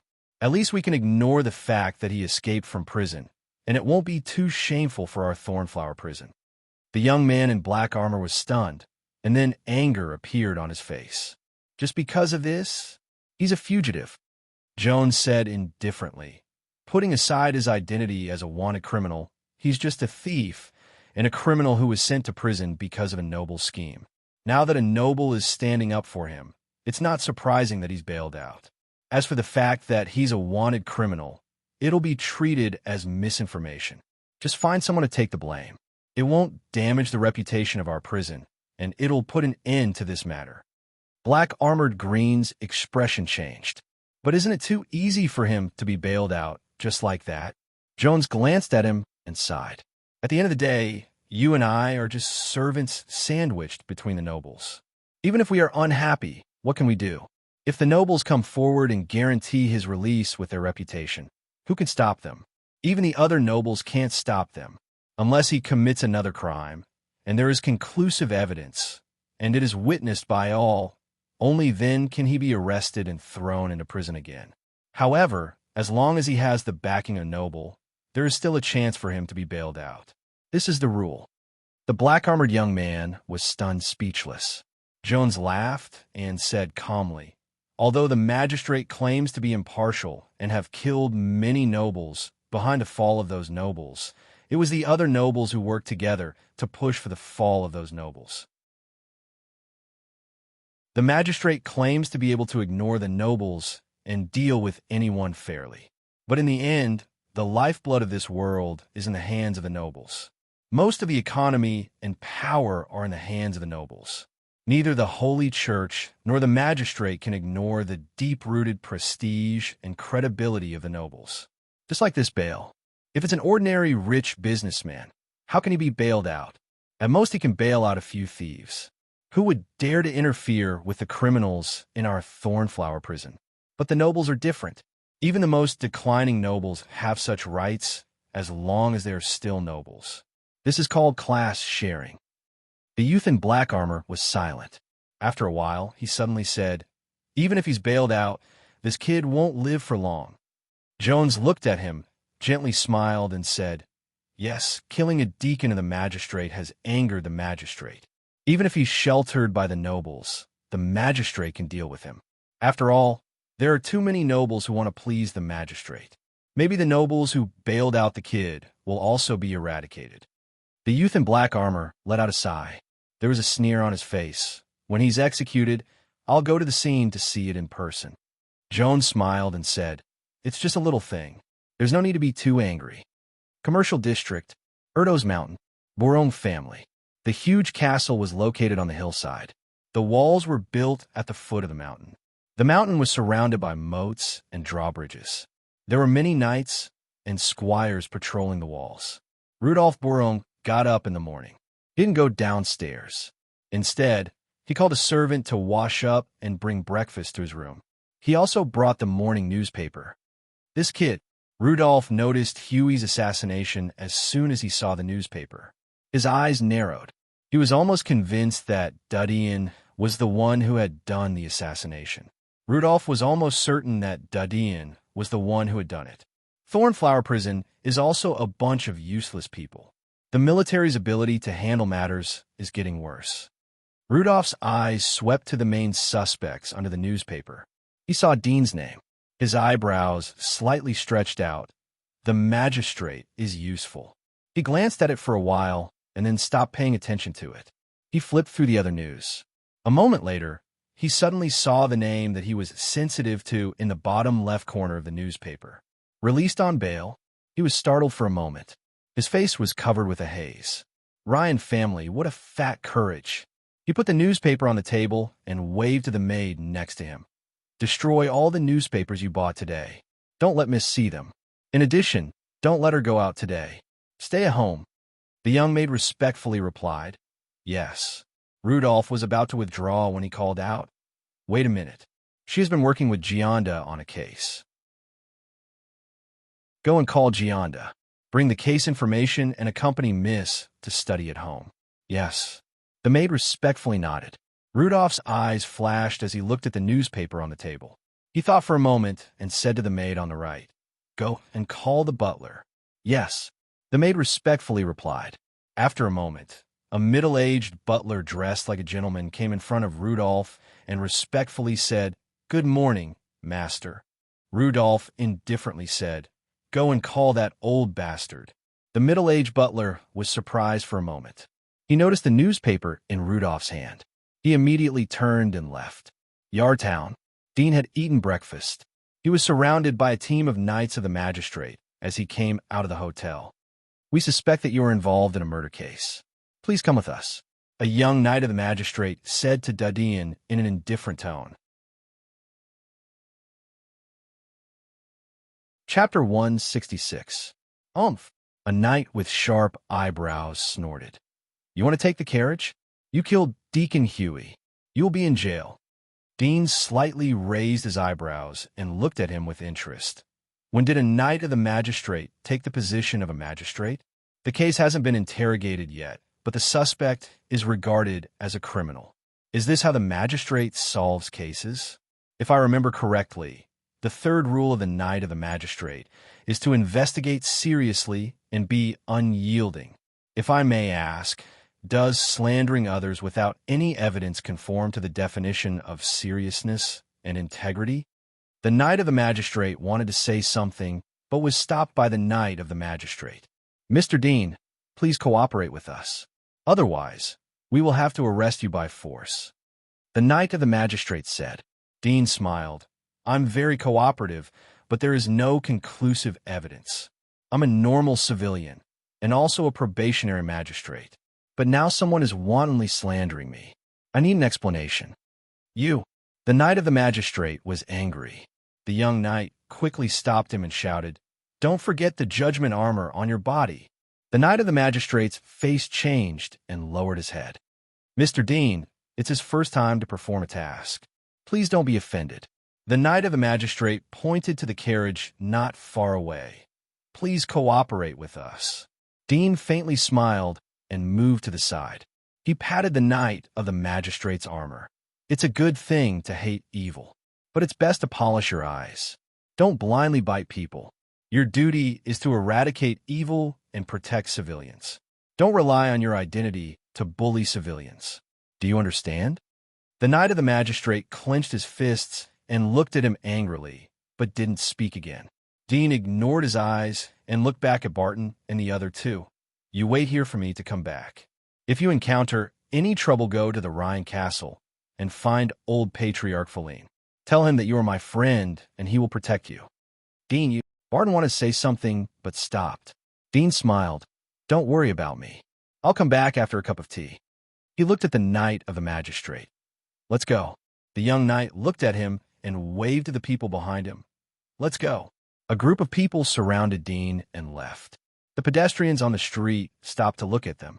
Wherever there was a knight of the magistrate, there would be a vicious criminal. However, what surprised them was that the person they arrested was actually such a young teenager. Dean sat in a carriage that had been transformed into a prison carriage. He was escorted by a knight of the magistrate to the magistrate of Terra District. The Ter Street was much livelier than before. The neighboring magistrates also sent their priests to supervise the trial. Several streets were crowded with people, and many knights in judges' armor escorted the priests into the magistrate's court. Apart from the members of the magistrate, Many commoners and wealthy merchants who lived nearby also gathered to watch this grand event. A carriage came slowly. It was escorted by a team of knights of the magistrate. It squeezed through the crowd and stopped in front of the magistrate. The young knight dismounted from his horse and went forward to open the iron chain outside the carriage. "Mr. Dean, please." Dean tidied up his clothes and slowly got down from the carriage. He looked around and saw carriages with the flags of the magistrate.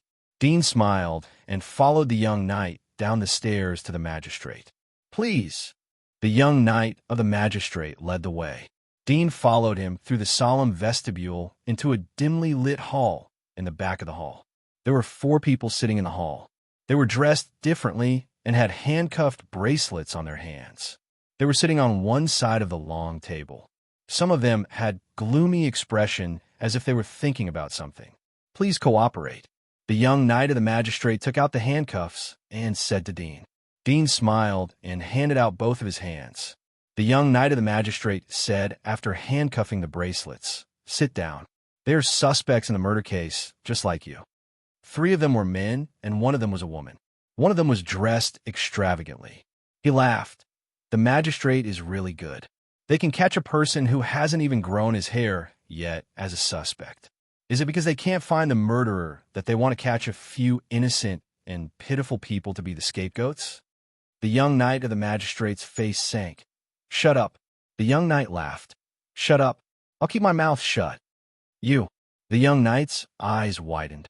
"Ha!" A chuckle sounded from outside. 3 priests wearing white robes with golden embroidery came in. They were led by an old man with a kind face. He smiled and patted the young knight's shoulder. "You go out first."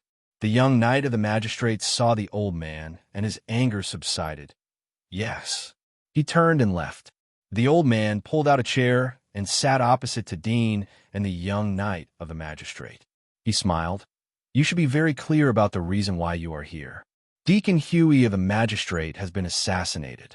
The 5 of you are the most likely suspects according to the information collected." The young man smiled and said, "What do you mean by Huey Wright? I have never seen him. I have read the newspaper. When he died, I was having a party with my friends. How could I have time to assassinate him? The people who were present at the time can testify for me." The old man smiled and said, "Don't worry, although you have an alibi, but according to our investigation, Deacon Huey lost money in gambling 3 months ago. He borrowed money from you and hasn't returned it. The amount of money is not small.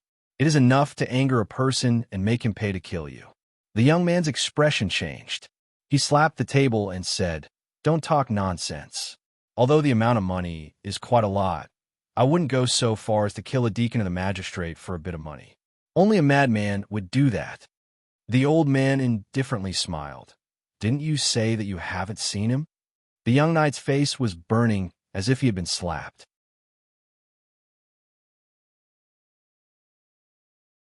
Chapter 167. The old man smiled as he saw that all of them were silent. "All of you are related to Deacon Huey. According to our investigation, you're the most likely to want to kill Deacon Huey." Suddenly he called out a name. A dark-skinned youth next to Dean shivered. I didn't kill him. I really didn't." The old man looked at him. "You don't have a wife or a daughter. Why did you go to the flower shop to buy roses on the night of the 25th? Duddian looked down at the table in front of him. The young man named Butte trembled slightly and said, I speak." The old man suddenly shouted. Dean and the others were shocked. Boo shivered. "I wanted to buy flowers. I wanted to buy flowers for a girl I like. I have a crush on her." The old man narrowed his eyes. "What is the girl's name?" Lucy, Butte said in a low voice. The old man nodded slightly and waved his hand at a guard behind him, asking him to go out and investigate. The old man didn't continue to ask questions after the guard went out. He looked at a middle-aged man who was also wearing a white robe. "Do a blood test." The middle-aged man nodded slightly and placed a box on the table. He opened the box and saw a bloody steel nail inside. He waved his hand to a nearby guard. The guard immediately handed over a bowl and a knife that had been prepared in advance. If you have read the newspaper, then you should know that this is the main weapon that killed Deacon Huey. The old man's eyes quietly swept over the faces of the 5 people. But there is another kind of blood in addition to Deacon Huey's blood.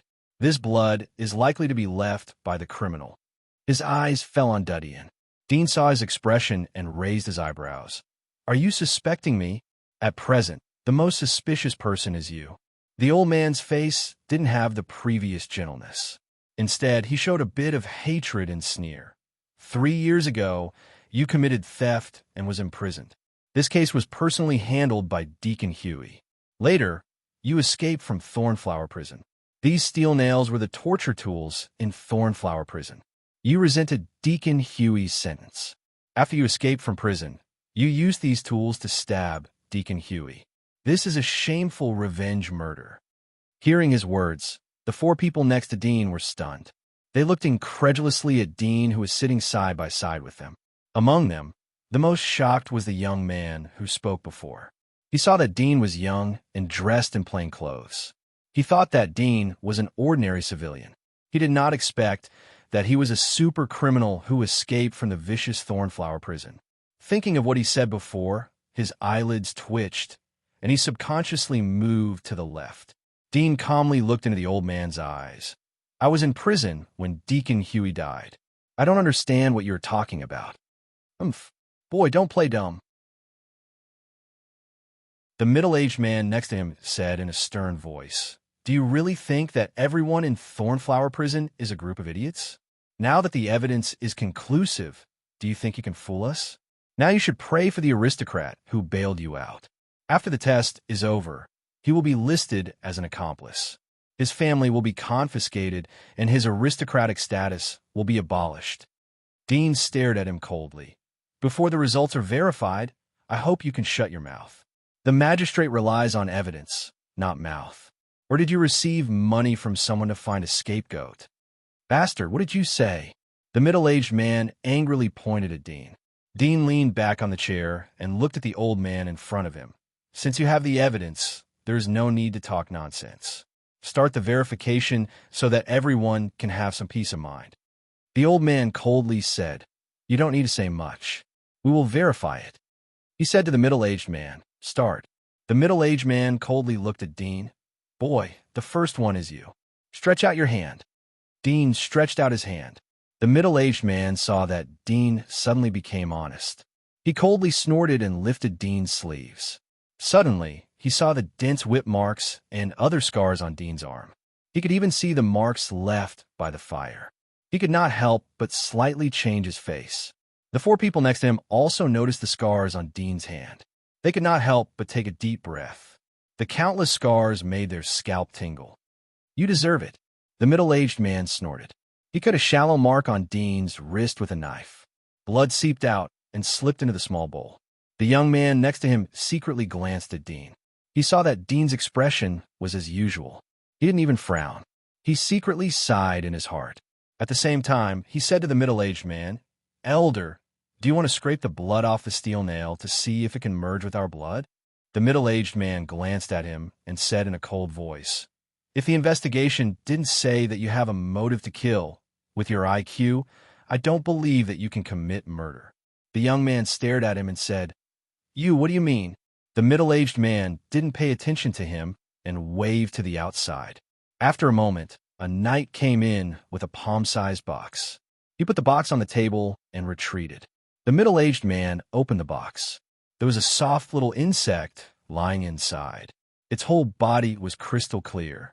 It was chubby and twisted slightly on the soft cotton pad inside the box. This is a homologous insect. The middle-aged man looked at Dean and smiled coldly.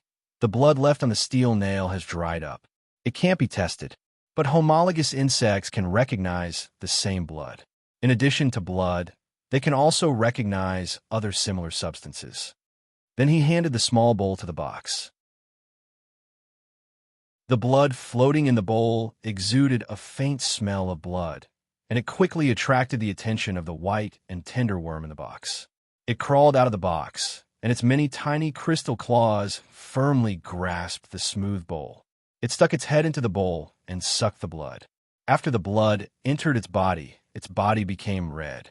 The middle-aged man handed the bloody steel nail to the front of the insect. He looked at it nervously and expectantly. The white and tender insect stood up and gently sniffed the steel nail.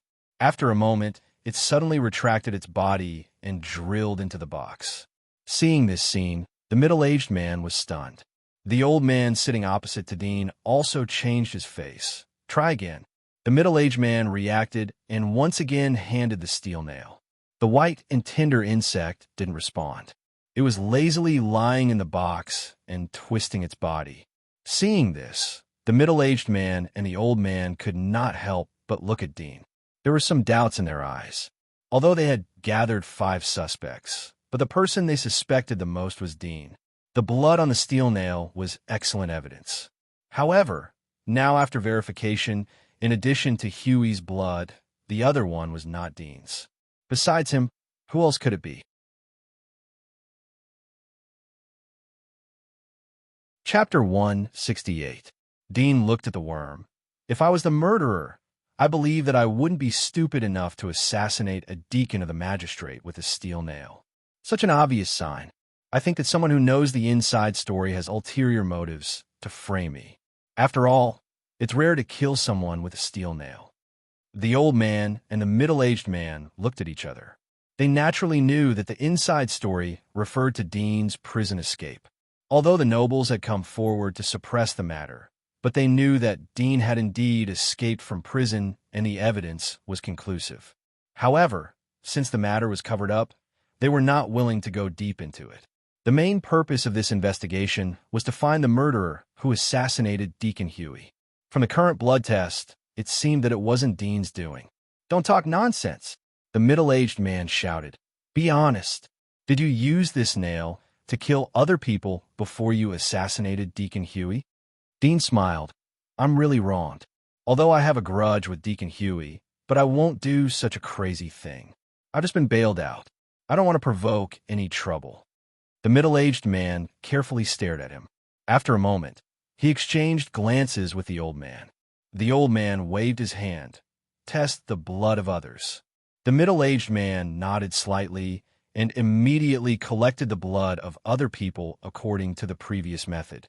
It will take 12 hours for the homologous insects to be willing to eat different kinds of blood after eating.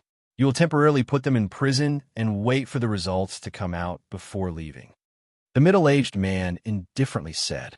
The 4 people looked at each other. The youth couldn't help but say, "How can this be? I'm just a suspect. How can you restrict my freedom?" "Don't be long-winded," the middle-aged man shouted. The youth's face changed. He gritted his teeth but didn't say anything. Dean looked at the old man. "I have been verified. Can I go now?" The old man looked at him and meaningfully said, "Remember your current bail status. If there are new results, please cooperate with us. Otherwise, you will be arrested as a fugitive." Duddian nodded. "Of course, I also hope that you can catch the murderer as soon as possible. I also want to see whether it is a coincidence or someone is trying to frame me." The old man nodded slightly and said to the middle-aged man beside him, "This case doesn't seem to be the work of an ordinary person. Later, apply to the headquarters to send punishers over to investigate." The middle-aged man's expression turned serious as he nodded and said, "I understand." The other 4 were brought to a special interrogation room. The old man said to the middle-aged man, "Go and investigate the recent deaths. See if the blood on the bodies of the deceased is the same as the blood on the nails." The middle-aged man's eyes lit up, and he immediately agreed. Dean had to hire a carriage to return to Yardtown, as there was no knight of the magistrate to escort him. Barton and others were surprised to see Dean return safely. They came forward and asked questions. Dean told the 3 of them to feel relieved. Then he sat in the carriage and went to the Ryan Castle. This time, it was an open and above-board visit. He entered through the main gate, and after being notified by the guard at the gate, he entered the Ryan Castle. Old Feline was sitting in the hall. There was a trace of surprise in his eyes as he saw Dean being led by the guards. But his face was full of smiles as he came forward. "Welcome. What a rare guest. It has been many years since a hunter has come to visit our Ryan Castle. Please sit down." There was a young man and a girl in the hall. They were wearing brightly colored clothes. They should be the grandchildren of old Feline. Both of them were happy as they heard Dean's words. They knew what it meant to be a hunter. It meant a lot of wealth and money. "Hello, my name is Hugh Dunn." The youth came forward and shook hands with Dean. Dean shook hands with him and smiled. "You are welcome.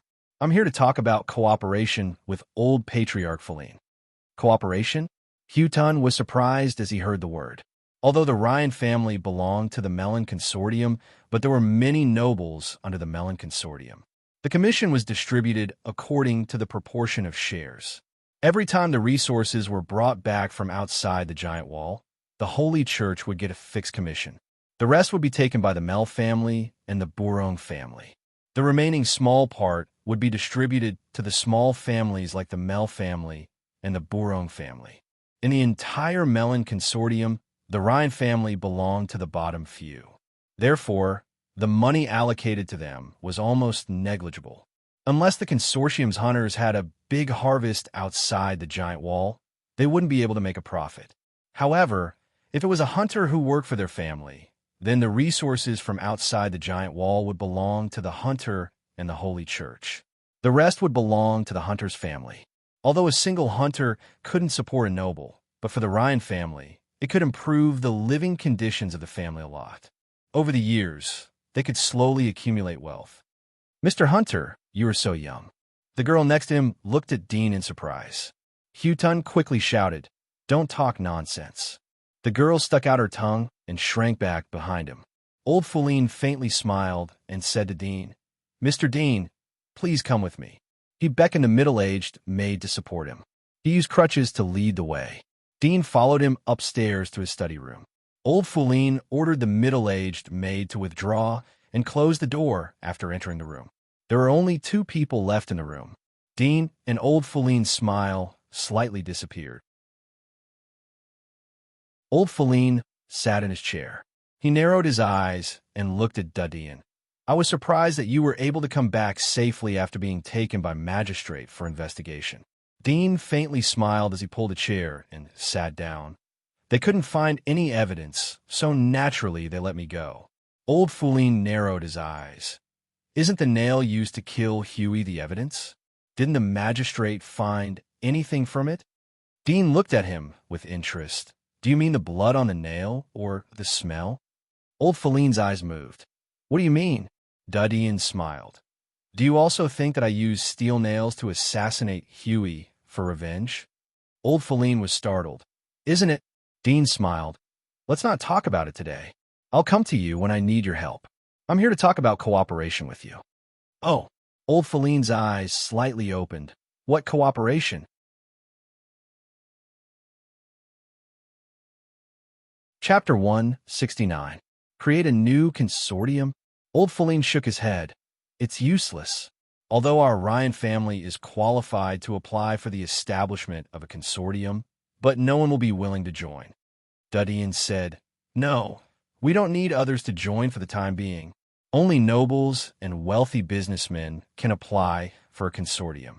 The procedures for commoners and wealthy businessmen to apply are too cumbersome. Nobles are different. They only need to show their identity. After establishing a consortium, they can rent a separate passage outside the giant wall from the Holy Church. They can clean up their own area. This is what I told you before. It's a thank you gift."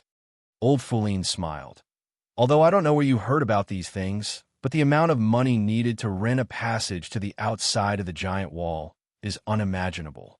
Even the Mel family and the Bourong family need to form a partnership. Moreover, they need to attract other aristocrats and wealthy businessmen to join the consortium. Our small Ryan family is simply impossible to do so. I've said it before. Anything that can be solved with money isn't a problem." Duddian smiled. "You should apply for the consortium first. I'll give you a sum of money in a few days." "You?" Old Feline was surprised. He looked at Duddian suspiciously. "Are you going to rob them?" Duddian smiled. "The money in this world depends on robbing." Old Feline stared at him for a moment. "I hope you don't make too much noise. Our Ryan family is just a small boat. It can't withstand your tossing. Whether the boat will capsize or not depends on the operator's operation, not the size of the boat." Duddian smiled.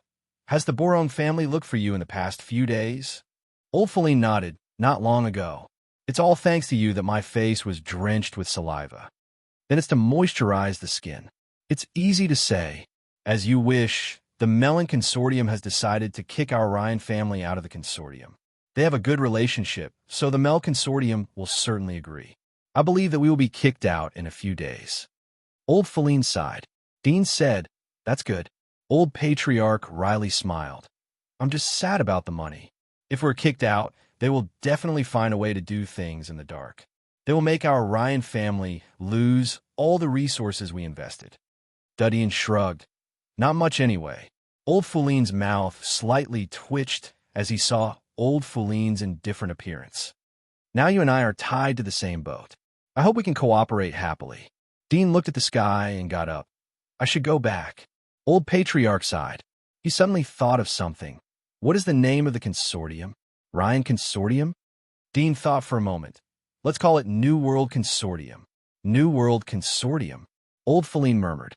Dudian left the Ryan castle and returned to the hotel in the town under the old patriarch's personal escort. The middle-aged hotel owner was vigilant when he saw Dudian. There was a hint of worry and alertness on his face. Apparently, he remembered Dudian's appearance when the knights came to look for him in the morning. "It's done." Dean went back to the room and said to Barton and the other two, "In the next days, you will live in the Ryan castle. Tell them that you are my friends, and they will entertain you."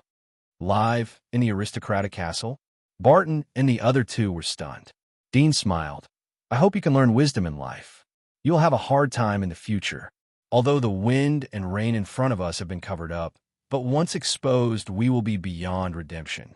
Moreover, we will face more problems in the near future. You are our right-hand man. I hope you can be strong." Barton and the other two looked at each other. The joy in their hearts suddenly faded. Dean didn't conceal the assassination of Huey from them. They also knew what kind of amazing move Dean had made. Although they had expected that the future would be very rough when they followed Dean, but they didn't expect that they would fall into such a dangerous situation at the beginning. Although the past days were hard, but they were relatively comfortable. But now they could be destroyed at any time. "I know." Barton gently nodded. Joseph and Crone bowed their heads in silence. They felt the cold wind around them. Dean was satisfied as he saw that the three of them were aware of the sense of crisis. A wolf could be trained in a dangerous environment, but a dog could be trained in a comfortable environment. Dudian returned to the residential area alone after entrusting Barton and the other two to the Ryan family. These days he entrusted the Ryan family to inquire about the whereabouts of Jura and her husband. They were expelled from the house assigned to him by the consortium and repatriated to the residential area after he was imprisoned. Fortunately, the house in the residential area hadn't been sold yet. Otherwise, they would be homeless after being repatriated. Dean's heart was full of guilt as he sat in the carriage back to Lynn Street. He hurried to get off the carriage. He saw that the original house of Jura and her husband had been cleaned up. There were no fallen leaves on the grass. It was still early, so he could smell the smell of Jura and Gray in the house. However, Jura's smell was stronger than Gray's. She should be at home. In addition to Jura's smell, Dean also smelled a strange smell that was mixed with Jura's. He couldn't help but stare blankly for a moment. Seeing that there was no one around, he immediately jumped over the guardrail and arrived in front of a window next to the house. Through the gap of the window, he suddenly saw the scene in the room. It was still the same as before. Jura was sitting in front of a desk, wearing glasses and reviewing information. Next to her was a 7 or 8-year-old boy. He wrapped his wrist around her arm and gently rubbed against it. But he was very obedient and didn't make a sound. Jura smiled as she stopped from time to time to stroke the little boy's head. Dean was slightly startled and suddenly felt a little sour in his heart. He was silent for a moment, slowly turned around, stepped on the lawn, climbed over the guardrail, and left the street. Dean stopped after walking for a long time. He looked up and saw the hidden alchemist's stronghold in front of him. 3 years had passed, but the alley was still as dirty and dark as before. The walls were still camouflaged with cloth. However, Dean could smell that there was no smell in the alchemist's stronghold.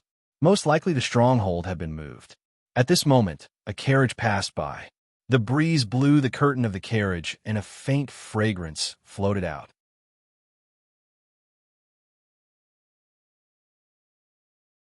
Chapter 170. Is it her? Dean's eyes flashed as he recalled the smell from the carriage. After a moment, he moved towards the direction of the smell. An hour later, Dean followed the traces left by the smell and came to a nearby town. The streets here were relatively dirty. Some dark alleys along the way were filled with rats. There were few people in the shops on both sides of the street. Dean stopped in front of a huge manor on the edge of the town. He saw the carriage that had passed behind him was parked in the corner of the manor. Nearby the carriage, there were 7 or 8 other carriages. Judging from the shape, they were not professional carriages used on the street, but privately built vehicles. The fabric and the size of the structure were different. Dean stood in the corner and looked at the manor. He soon noticed that the lawn of the manor was extremely clean. There were 4 guards at the door. Behind the other walls of the manor, there was a fixed smell floating back and forth along a fixed route. It should be the patrolling guards of the manor. Dean carefully looked at it and thought, sure enough, it is her. He walked around the town and soon found a tailor's shop. He went inside and said to the boss, make me a robe. I want it now. The boss was a curly-haired woman. When she saw a guest come in, she warmly greeted him and said, please sit down. The robe is very convenient. It will be ready soon. Duddy nodded. He looked around the shop and suddenly smelled a faint fishy smell. He looked at the direction of the smell. It came from a wall behind the tailor's shop. It was extremely hidden. He could not help but be startled. He looked at the curly-haired woman unconsciously. The curly-haired woman turned around and asked, what color do you want? Dean's eyes slightly moved. Black. Linen will do. Good. The curly-haired woman turned around and picked out a piece of black cloth. She took out a pair of scissors to cut it. In this era, mechanical energy had not yet been used. Naturally, the sewing machine had not been invented. Dean silently looked at the back of the curly-haired woman. Suddenly, he found that the color of her nails was light red, and there was some residue in the gap. With his eyesight, although they were separated by a few meters, he could clearly see that these residue were minced meat. Is a murderer? Or an alchemist of the Life faction? Dean was shocked. He didn't expect to encounter such a thing in a tailor's shop in this small town.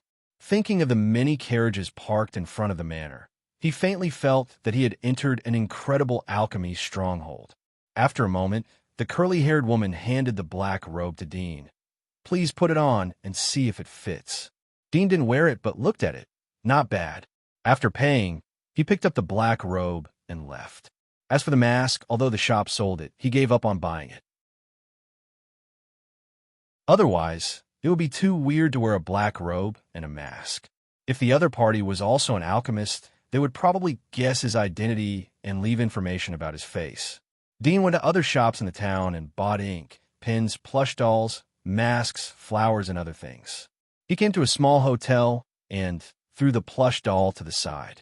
He dipped the pen in ink and drew an alchemy tattoo on his chest. After a moment, the previous black cross tattoo was branded on his chest again. He asked the boss for some coal in the room and dried the ink on his chest. Then he crushed the flowers and smeared the juice on his chest. He pulled off the remaining petals and threw them into the inner layer of his underwear. Finally, he left the hotel with the black robe and mask. Back to the manor, Dean took advantage of the fact that no one was paying attention to him and put on the black robe and the white cat mask he bought. Then he walked towards the manor. Who are you? 4 guards noticed Dean and stopped him when he came close. Dean said, get out of the way. When the 4 guards heard the unyielding voice behind the white cat mask, they looked at each other. One of the guards retracted the coldness on his face and said in a low voice, do you have an invitation? Dean frowned and thought for a moment. I didn't bring it. You didn't bring it? The 4 guards were surprised and their faces turned cold. Please leave. This is private property. No one is allowed to enter without an invitation. Dean replied, I'm looking for a friend. I'll have to trouble you to notify her. She just came over. Her name is Nightingale. She brought an invitation card with her. She can prove my identity. The 4 guards looked at each other. One of them shook his head. No, We are not responsible for passing messages. Dean's voice was cold. Don't fail to appreciate favors. You won't be able to bear the responsibility if today's event is delayed. The guard frowned and sneered. Don't talk nonsense. It's just a private gathering of my master's friends. It's not a big deal. If you're long-winded, we can only use tough means to ask you to leave. Dean didn't think that the guard would be so difficult to deal with. He could only say, "Really? How many stars does your master have? Even a mere guard is so important?" His words were filled with anger, as if he had blurted it out in a fit of rage. The four guards' faces changed. The first guard carefully looked at Dean. "Did you say that you were looking for Nightingale? I'll go in and help you ask if there is such a person. If there isn't, then don't blame us for being impolite." Dean snorted. "Tell her that she's an old friend from 3 years ago. Hound is looking for her." Hound. Hearing this nickname, the four guards looked at Dean's face, slightly relaxed. The guard immediately turned and ran into the manor. 10 minutes later, the guard returned. His attitude became polite. "Please wait a moment. I'll help you inform her. She will be ready soon." Dean stood quietly with his hands clasped behind his back. After a moment, the gate of the manor was opened. A tall figure wearing an owl mask came out. She was wearing a bright dress. It seemed that she was going to a common mass party. After a moment, Nightingale came to the door. She looked at the figure wearing a white cat mask. There was some doubt in her heart. "Are you Hound?" Dean heard the beautiful voice. Although there were some changes compared to 3 years ago, it was more clean and mature, but it was still the same familiar timbre. He knew that his nose was not mistaken. He immediately said, "Mouse, Viper, Nightingale, Hound." He successively said 4 code names. Nightingale was slightly startled. She pondered for a moment and said, "Can you let me see your tattoo?" Dean nodded slightly. The guard next to him opened the door. Dean lifted his black robe to reveal the black cross tattoo on his chest. Nightingale heaved a sigh of relief and said with a smile, "I didn't expect it to be you. How'd you find me?" The four guards were relieved as they saw that Dean's identity was confirmed. Dean said, "I've been wandering in this town recently. I accidentally saw you today." Nightingale's owl mask revealed a pair of bright eyes. She looked at Dean. "Unintentionally? I haven't seen you for 3 years. It's not easy to explain how you can recognize me." Dean's mind raced as he heard her teasing tone. He scratched his head. "Well, in fact, I heard it from a friend, but I'm not sure if it's the same person. I took the risk to come here today and found out that it's really you." Nightingale was interested. "Friend? Which friend? Tell me, and I may know him." Dean smiled. "My friend doesn't want others to know his name. He's afraid of causing trouble, so I hope you can forgive him."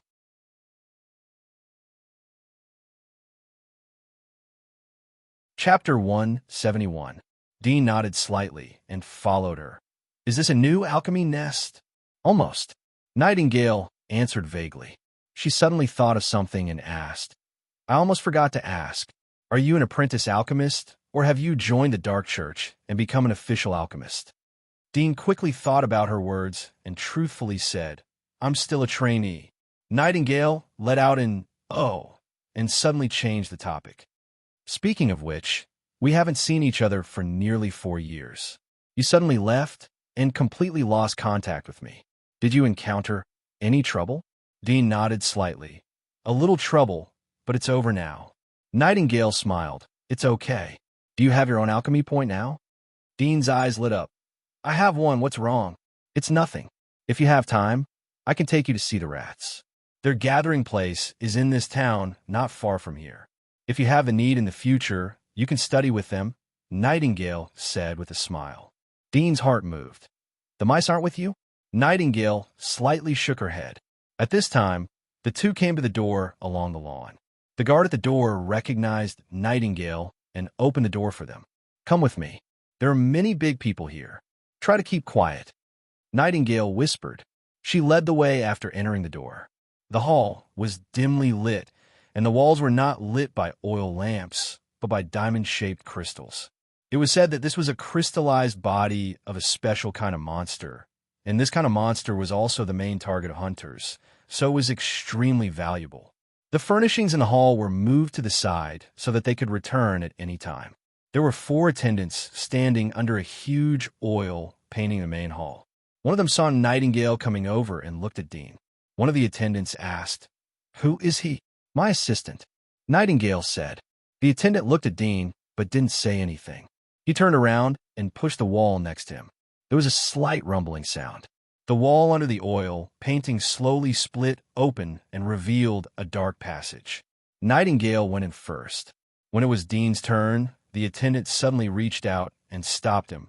"We need to eliminate your smell. Please close your eyes." Dean looked at Nightingale and slowly closed his eyes. He felt a fine powder falling from his body. The powder had a strong, earthy smell, and it covered up his smell. "Go in," the attendant said. Dean opened his eyes and saw Nightingale waiting in front of him. He immediately followed her. After he entered, the passageway slowly closed and returned to the appearance of a wall. The surrounding light was dim, but Dean could see very clearly. He followed Nightingale along the curved passage. Soon, the light was much brighter. They came to a huge square surrounded by high rock walls. The dome was also made of soil, but it was embedded with shining crystals. There was a striking building in front of the square. It was as majestic as the magistrate, but it had a bit more gloomy atmosphere. "That's a branch of the Dark Church," Nightingale whispered. Dean couldn't help but look at it. He was shocked. He didn't expect that there was another world under the seemingly ordinary manner of a rich businessman. Such a huge underground structure was an extremely huge project beyond his imagination. "Nightingale." At this time, a clear and bright voice echoed. Nightingale and Dean turned their heads and saw 2 figures coming from the square. One was a man and the other was a woman. The man was wearing a golden robe and a dog mask. The woman was wearing a dark red robe and a rose mask. Her eyes and cheeks were covered, but the lower half of her face and lips were exposed. It was very eye-catching and sexy. "Golden Rose." Nightingale smiled as she saw the 2 of them. They came closer and looked at Dean. The golden-robed youth with the code, named Golden, laughed. "You brought a new friend? Why don't you introduce him to us?" Nightingale seemed to be a bit embarrassed, but still said, "This is a friend I've known for a long time. His name is Hound." "Hound." The woman in the rose mask glanced at the golden armor beside her and said, "Golden armor. That's a suitable code name. Speaking of which, what does your friend do? Is he like you? Does he major in metal research?" Nightingale looked at Dean. "I remember that you were studying the stone materials, right?" Dean nodded slightly. "I learn a little bit of everything. I don't have a major direction for the time being." "Learn everything?" The golden armor glanced at him and said, "It's not that I want to talk too much, but you have to major in one area to have a way out. The world of alchemy is vast and profound. If you learn everything, even if you study for 100 years, you might not be able to achieve much." Rose asked, "Have you got a 1-star status?" Dean shook his head. "No, I'm still in the apprentice stage." "Apprentice?" Golden and Rose were surprised. They looked at Nightingale. "Is he an apprentice?" Nightingale looked around and whispered, "Don't be so loud." Golden and Rose looked at each other. Rose couldn't help but say, "How can you bring an apprentice in? Even if he is your friend, you can't break the rules. Only those who have officially joined the church can come here. You should let him leave." Nightingale whispered, "It's okay. I can bring an assistant. It's okay if he comes in as my assistant." Golden smiled slightly. "You are really good. He is just an apprentice. What's the point of bringing him here? It's better to let him wait outside." "It's okay since he is here." Nightingale looked at Dean and diverted the topic. "Did you come here today to submit the experimental report?" "Yes." Golden patted his golden robe. They could see the outline of square. He said, "My experiment has made some progress. I hope it will pass the review." "Me too." Rose sighed and said, "I hope the direction of this research is right and I can pass the review. I still need 12 points to get a 1-star medal." The golden armor looked at Nightingale and said, "What about you? Are you here to submit a report too? Speaking of which, your alloy method inspired me a lot. Have you made any new progress this time?" Nightingale nodded. "I have gained something. Then let's go together, Rose immediately said.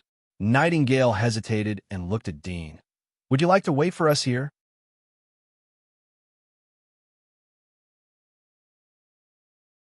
Chapter 172. Nightingale nodded. Almost. But even if you don't have a complete alchemy result, as long as you can come up with a reasonable framework of alchemy conjecture, you can get basic alchemy points and alchemy certificate if you can pass the review. After all, apprentices can only learn so much. It is very difficult to find a new direction from all the alchemy theories that have already been opened up.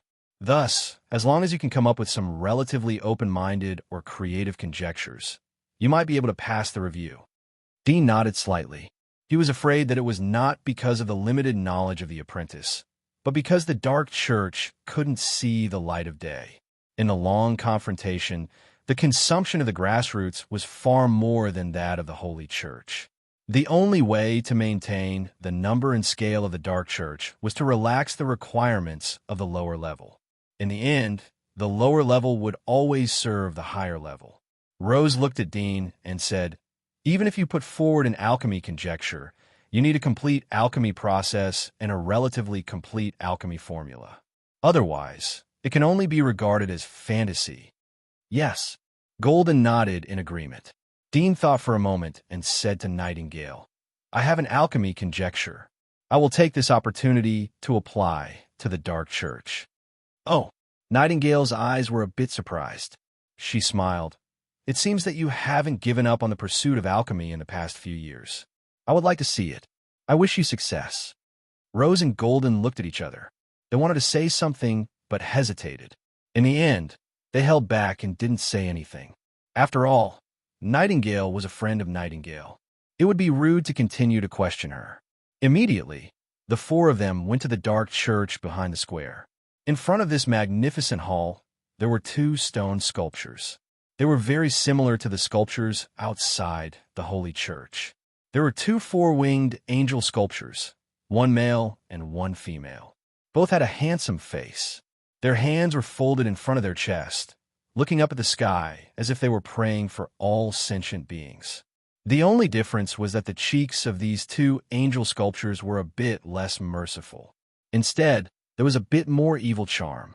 Moreover, their wings and clothes were black.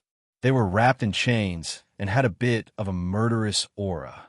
Dean knew from Roseyard's notes that these were the purgatory angels that served the king of destruction. The four of them walked up the stairs, passed by two purgatory angel statues that were over 10 meters tall, and entered the dark hall. The hall was very spacious. There was a huge sign on the left side of the hall. There were many white papers on it.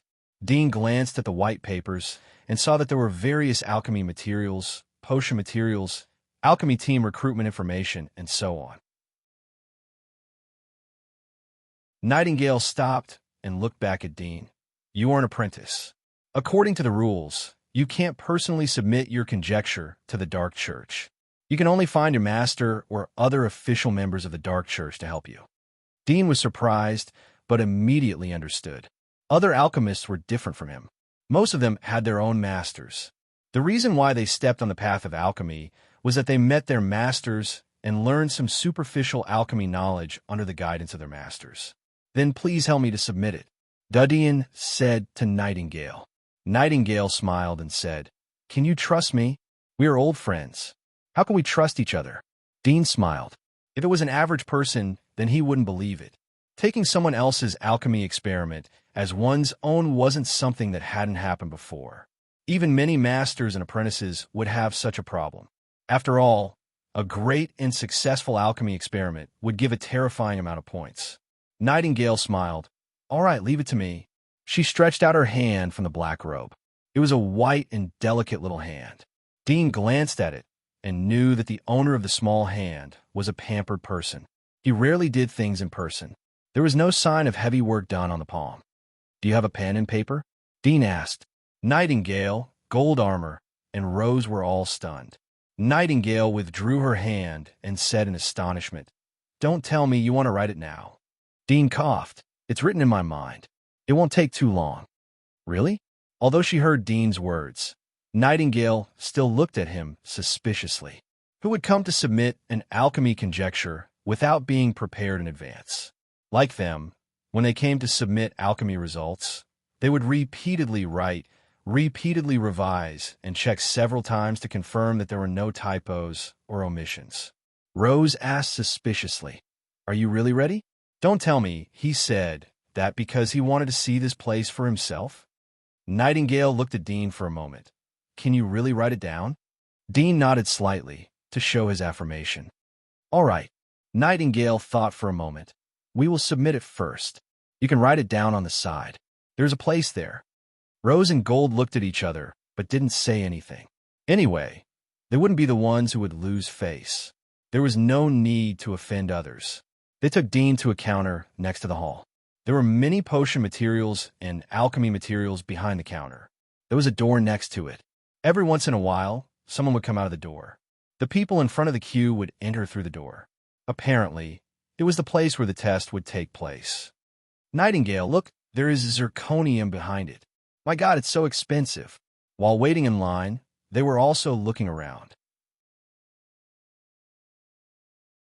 Gold noticed the corner of the counter in front of them and exclaimed in a low voice. Nightingale looked over and sighed. "It's really expensive, but my alchemy table is too poor.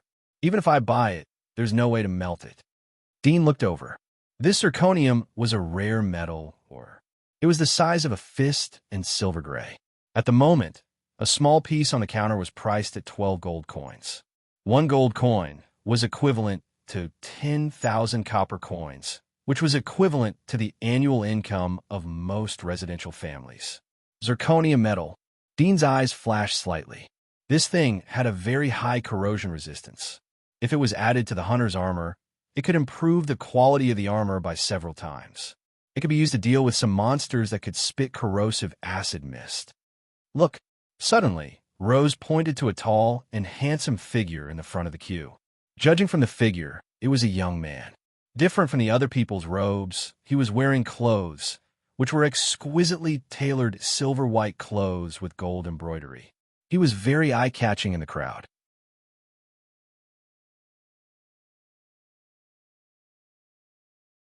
Chapter 173.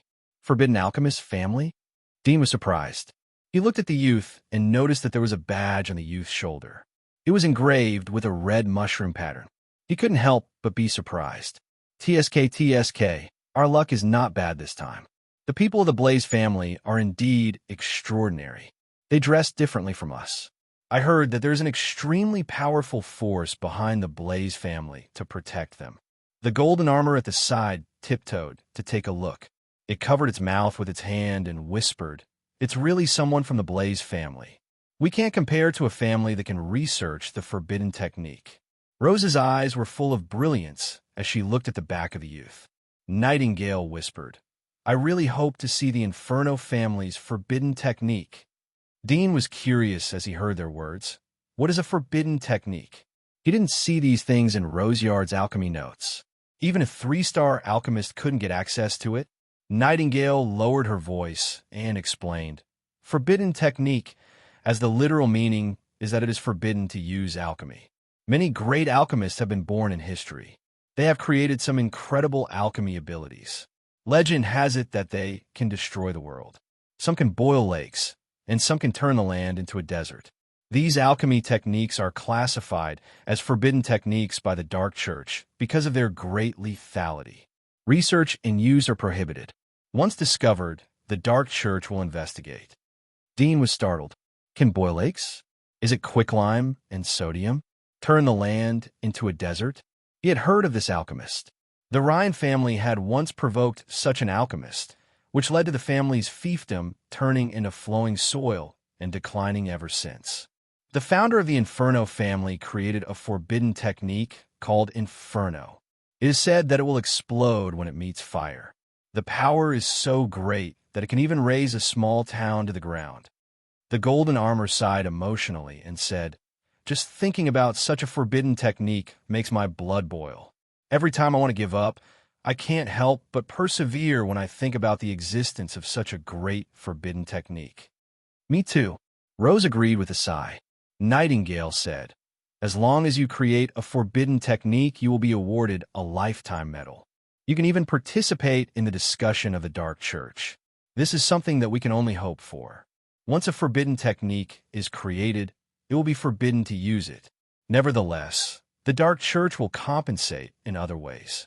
For example, the Inferno family created the flame explosion forbidden technique more than 200 years ago. The family is still in existence today.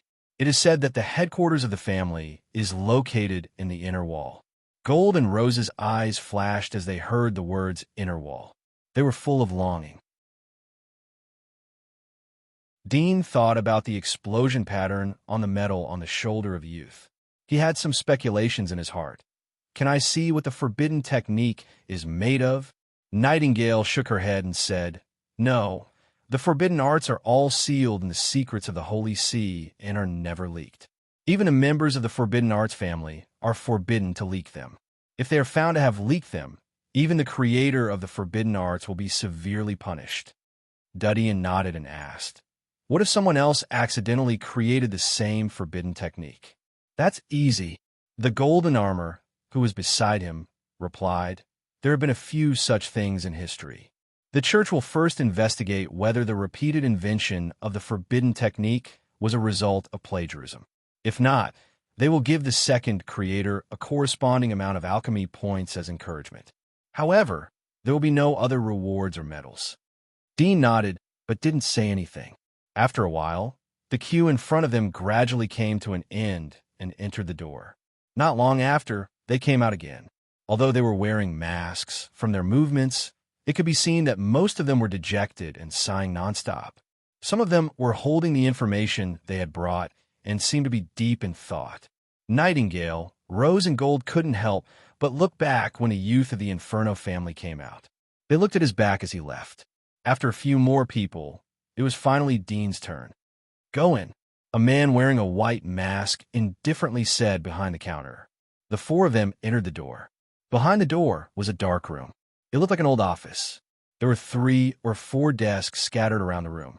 Several people wearing the same masks were sorting out the information. A slim figure wearing a devil mask was sitting behind the desk near the door. She was wearing a black silk skirt. Her snow-white arms were exposed. It was incompatible with the ugly devil mask on her face. Sit down. Who's first? A pleasant voice came from behind the mask. Nightingale and the other 2 looked at each other. Rose said, I'll go first. Rose handed out the information under her dark red robe. She respectfully put them in front of the devil mask woman. The devil mask woman opened the stack of information and quietly read it. Nightingale saw the opportunity and pulled Dean. She pointed to an empty table next to her and whispered, Right over there. Dean felt her breath drifting out from behind the mask. He leaned back slightly and instinctively pulled away a little. He nodded and took the pen and paper from her hand. He went to the table next to him and tested the depth of the writing. When the ink penetrated the tip of the pen, he began to write. Using multiple layers to filter water, this method has already been used. The key lies in the filtering materials, and there is nothing new in your information. Charcoal and cotton have already been used. They are currently the best filtering materials. You haven't found any new ones, and you don't have the ability to synthesize them. I think you should take a look at the last 10 alchemy newspapers. After a while, the woman with the evil ghost mask raised her head and handed the information in her hand to Rose. Her tone was a little cold. Rose froze for a moment before taking her alchemy materials. She lowered her head, seeming somewhat lost. The golden armor patted her shoulder to show encouragement. At the same time, he handed out his own book and said, This is mine. The malevolent masked woman took it and flipped through it. After a short moment, she shook her head and said, Extracting plant gum to make a new synthetic material.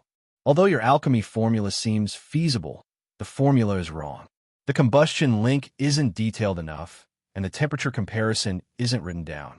Moreover, the decomposition process should only be something you thought about in theory, but you didn't put it into action. The formula is flawed. In addition, this idea is not creative. Both of your ideas are too rigid. There is no sense of novelty. She threw the information back. The golden armor picked it up and put it back into his robe.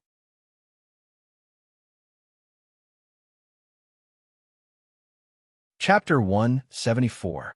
Dudian's mind was completely focused on the memories in his mind. Although he had memorized the basic alchemy symbols, but he had forgotten a lot of alchemy symbols after several years in prison. Most of the remaining ones were vague in his memory. The devil-masked woman saw that Dudian didn't respond, so she said to Nightingale, "What about you? Don't dilly-dally and waste time." Nightingale quickly handed out her alchemy information. The devil-masked woman took the information and quickly read it. Manganese and ferroalloy? The devil-masked woman's eyebrows slightly raised as her eyes swept left and right. She pondered for a bit and nodded. Not bad. It's reasonable. Passed the preliminary examination. Nightingale's eyes lit up as she was pleasantly surprised. Gold and Rose, who were next to her, said in envy, "Congratulations." The devil-masked woman took the information and said, "Show me your alchemy medal." Nightingale was happy. She took out the oval triangular medal that was hidden in her black robe. The back of the medal was engraved with the word Nightingale. The devil-masked woman looked at the name and said, "The basic alchemy points for the preliminary examination are 10 points. Do you have any problem with this?" "Yes." Nightingale nodded. She was naturally clear about this. "Someone come and enter this into the inventory," the devil-masked woman said to the other people who were sorting out the information. A purple-robed figure came over and took the information and Nightingale's identity. "Hey, are you done? I don't wait for people here." The devil-masked woman looked at Dudian, who was writing on the table behind Nightingale. Dean put away the pen and gently blew the ink on the 2 pieces of paper. Then he turned to the side of Nightingale and handed them to the table in front of the masked woman. "Sorry to keep you waiting." The devil-masked woman's eyebrows twitched. "Only 2. She picked up the 2 pieces of paper from the table and glanced from top to bottom. "The ink hasn't dried yet. Did you just write this?" Nightingale, who was standing to the side, hurriedly said, "I'm sorry. He's my assistant, and he's just an apprentice. When he came to apply for admission, he forgot to prepare the alchemy materials, so he wrote it down at the last minute." The devil-masked woman snorted but didn't say anything. She continued to read the papers. "Yellow and red scales burning? Glass powder?" The woman quickly scanned the first piece of paper and glanced at Dudian. She continued to open the second piece of paper. It was still wet with ink, but there were very few alchemy formulas. "Sulfur, wood powder, fire saltpeter?" She slowly swept her gaze downwards and was suddenly startled. Although she was wearing an ugly demon mask, Nightingale, Gold, and Rose still felt her pause. Dean looked at her closely. After a brief silence, the woman slowly looked at Dean. "These are 2 alchemy techniques. Both are related to flames. Do you know anyone from the Inferno family?" Dean's eyes flashed as he shook his head. "I don't know." "Really?" The woman narrowed her eyes as she stared at Dean's mask for a moment. She retracted her gaze and said, "The first alchemy is about the analysis of the basic melting point and ignition point of the material. It is relatively elementary. You can barely qualify as an official alchemist. The second alchemy is more special. We'll keep it for the time being. We will give you the results after the confirmation." Dean thought about the words of Nightingale and others. He nodded to show that he understood. "More special?" Nightingale, Gold, and Rose caught the evaluation of the devil-masked woman's words. They were startled and looked at Dean in surprise. Alchemy that could be evaluated as special was either a wrong idea or had a special effect. No matter which one it was, it could be regarded as full marks in terms of creativity. Even if the theory was later speculated to be wrong, it could still inspire some people, so it had no small value. You need to submit your fingerprints, age, and the name that will symbolize you in the future when you join the Dark Church. The woman took out a form from the drawer and looked at Dean. "Everyone's fingerprints are different. We have professionals who can distinguish the difference between everyone's fingerprints. Once registered, this will be your identity in the future. You won't be able to hide or be impersonated by others. I hope you can treat it with caution." "Oh," Dean said. His heart was a little stunned. Previously, he was still thinking about how this world's information was blocked. There was no iris recognition and blood type entry. What if someone killed others and used other people's metals to impersonate them? He did not expect to master fingerprint recognition. Have you thought about your future title? If you haven't thought about it, I can give you some hints such as Black Bat, Night Crow, and so on. The woman held the pen as she looked up at Dean. Nightingale looked at Dean. Hound sounds good, but it's too common. Some people have already used it. Dean nodded. He looked at the woman's mask and suddenly thought that he had chosen the identity of an alchemist. It meant that he had fallen into the dark forces. As the Holy Church had said, he would become a devil. Once his identity was exposed, it would be like the darkness meeting the sun. He would be purified immediately. This was a road of no return, but he had chosen it. There was no way out. Even if there was a way out, he didn't want to retreat. A hound is a dog after all. Dean whispered, "Since I'm a devil, why not become a devil among devils? My code name is Devil King." The woman, Nightingale, and others were startled. Devil King? Has anyone used his code name? Dean asked. The woman responded, "Boy, your courage is not small. You dare to call yourself a Devil King." Dean indifferently said, "Since I don't have the determination to become a Devil King, why bother to do these shameful things?" "Humph." The woman coldly snorted. "Listening to your tone, it seems that you look down on your own identity. Aren't you proud of joining the Dark Church?" Dean quietly looked at her. Knights are proud of their code. Nobles are proud of their etiquette. Rich businessmen are proud of their wealth.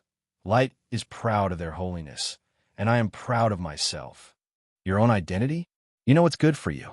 The devil-masked woman's tone softened as she heard his words. Nightingale, Gold, and Rose were relieved. They were afraid that Dean would say something wrong. They didn't realize that when Dean said myself, he didn't mean the identity of joining the Dark Church, but himself in the real sense. "I'll write down your name. I'll investigate it in 3 days to see if there are any people with the same name. If there aren't any, I'll engrave it on your metal." She then asked Dean's age and saved the fingerprints of Dean's 10 fingers.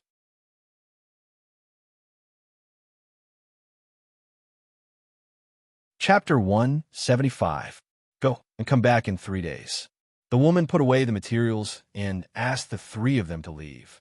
Nightingale looked at Dean as they left the room. Her eyes behind the owl mask flashed. "Congratulations. Your first application was approved.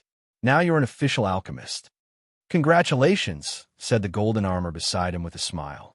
Rose blinked and curiously asked, "What kind of alchemy did you submit? How could it be called special?" Dean smiled. "It's just ordinary alchemy." Rose didn't ask again as she saw that Dean didn't want to say it. Nightingale looked at Dean. "Are you free? I'll take you to see Mouse. If he knows that you have become an official alchemist, then he will be able to cure his laziness." Dean thought for a moment and shook his head. "No, I have other things to do. Let's go another day." "All right." Nightingale nodded. Nightingale and the others didn't leave immediately. They strolled in front of the shops around the square. Occasionally, they would see rare alchemy materials that were hard to find outside. They would buy some. Dean accompanied them to stroll around. He noticed that there were not only alchemists in the Dark Church's branch. There was another extremely evil profession, potion master. If alchemists were equivalent to the scientists of the old era, then potion masters were a group of madmen who were interested in developing various poisons and potions. They were crazier than the alchemists of the Life faction. In the history of the giant wall of Sylvia, potion masters had slaughtered small towns and exterminated aristocrats. Their destructive power was extremely terrifying. Dean had read in Roseyard's notes that it was better to provoke the Holy Church than to offend a potion master. Otherwise, you wouldn't know when you would die. Moreover, the fate of being poisoned by a potion master was extremely painful and miserable. "Potion master, if I use the poison to hunt monsters outside the giant wall, then it would be a good weapon," Dean thought in his heart. At this time, he saw Nightingale picking a small piece of nickel in front of the shop. After a while, they were almost done with their stroll and left together. "Do you want me to give you a ride?" Nightingale asked as she remembered that Dean didn't have a carriage.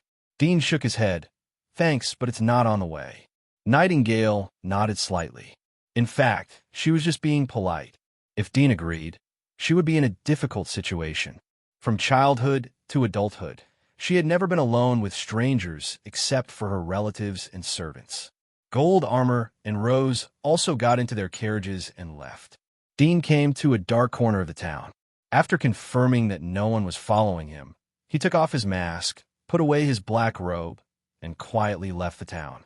In a secret hall that few people knew about, in an office in the main hall, a few figures shrouded in darkness sat at their respective tables, busying themselves. Suddenly, a slight sound came from a metal pipe beside one of the tables. The people sitting at the table turned their heads to look, only to see a pitch-black triangular snake head slowly protruding from the metal pipe. Its forehead was covered with black scales, and one could tell at a glance that it was a venomous species. The figure at the table slowly stretched out his hand, as if he wanted to stroke the snake's head. The black snake slowly opened its mouth, and there was a black reel in its sharp fangs. The figure at the table pulled out the reel, opened it, and took out a letter and a roll of information. After a moment, he put away the information and the letter and muttered to himself, "Flame explosion forbidden technique again? It seems that there are a lot of nobles who have been colluding with alchemists recently." He pondered for a moment and immediately wrote a letter, stuffed it into the reel, and handed it to the black snake. The black snake opened its mouth, swallowed the reel, and slowly retracted its body back into the metal pipe. Mount Erdo's Burong family. In the castle surrounded by rivers of traps, there was a bamboo chute-like room in the castle. Two figures were sitting in front of a desk. There were a lot of information and several thick books on the table. According to our investigation, the murderer is likely to be his friend. The blonde Gionda sat by the desk and gently tapped a pen on a document. He said gently, "We'll start with him later." A pretty and slim figure was sitting at the opposite side of the table. She was wearing a simple but expensive light green dress. She was looking at the potted plants on the window next to her. When she heard Gionda's words, she looked at the direction he was pointing at. She was silent for a moment and suddenly asked, "Teacher, is there any trouble in our family?" Gionda was taken aback. She looked at the beautiful girl and said, "Why do you think so?" "Recently, my father has been deliberately preventing me from leaving the castle, and even troubled you to come to my house to accompany me. There must be something bad happening outside that my father doesn't want me to know." The girl looked up at him and said, "Can you tell me?" Gionda looked at her bright and clear eyes. His heart skipped a beat. He turned his head away and said, "It's your illusion. Your Burong family is an ancient aristocratic family with a huge industry. How can you encounter trouble? But recently there are alchemists outside. It's not safe, so I'm afraid you will encounter danger." "Really?" The girl stared at him deeply, bowed her head, and didn't say anything. Gionda put away the documents on the table. "That's all for today. I think you're a little tired. I've found some clues. I'll go back and send someone to investigate." Then he picked up the books and materials, turned around, and left the room.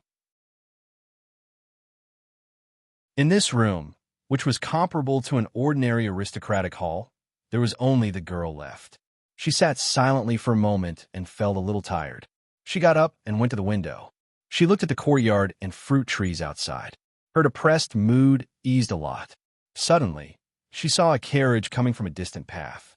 There was a bright dark red flag on the carriage. The girl's eyes lit up as she quickly greeted the carriage. The carriage soon stopped in front of the courtyard. A tall girl with white skin and dark red curly hair came down from the carriage. Her slender body seemed to be blown by the wind at any time. She ran out of the carriage and saw the girl in green skirt running out of the courtyard. She was surprised. "Jenny." Jenny's face was full of joy as she said, "Sayao, why have you come?" "I'm bored to death, so I came to play with you." Sarah Mel smiled. "Great, let's go inside." Jenny pulled her friend back to her room. The sun was setting. The afternoon passed. Sarah was holding Jenny's favorite plush doll. She stood in front of the window and looked at the sky. "It's getting late. I should go back." Jenny said, "Why don't you rest in my house tonight?" Sarah Mel shook her head and said, "Today I'll go back and rest early. Tomorrow I have a place to go." "Ah, right. I came here to tell you good news. Good news? Ginny was surprised. Sarah Mel smiled and said, You met a hunter who can write poetry. Wasn't he imprisoned? But recently he was released on bail. Tomorrow I will go to a party. Maybe I will meet him. Sarah Mel smiled and said, That's right. Hunter. Ginny's body shook as she looked at her in disbelief. You were talking about, Dean? Sarah shrugged. I don't remember his name. But this time he was bailed out. I think he will encounter a lot of trouble. The noble who bailed him out is too weak. He wants to set up a consortium. I think he wants to use your friend. Ginny was stunned and murmured, Didn't my father say that he can't be bailed out for what he did? Sarah was surprised. Really? It's just theft. We used to do this kind of thing when we were children. With the power of your family, it should be easy to bail him out.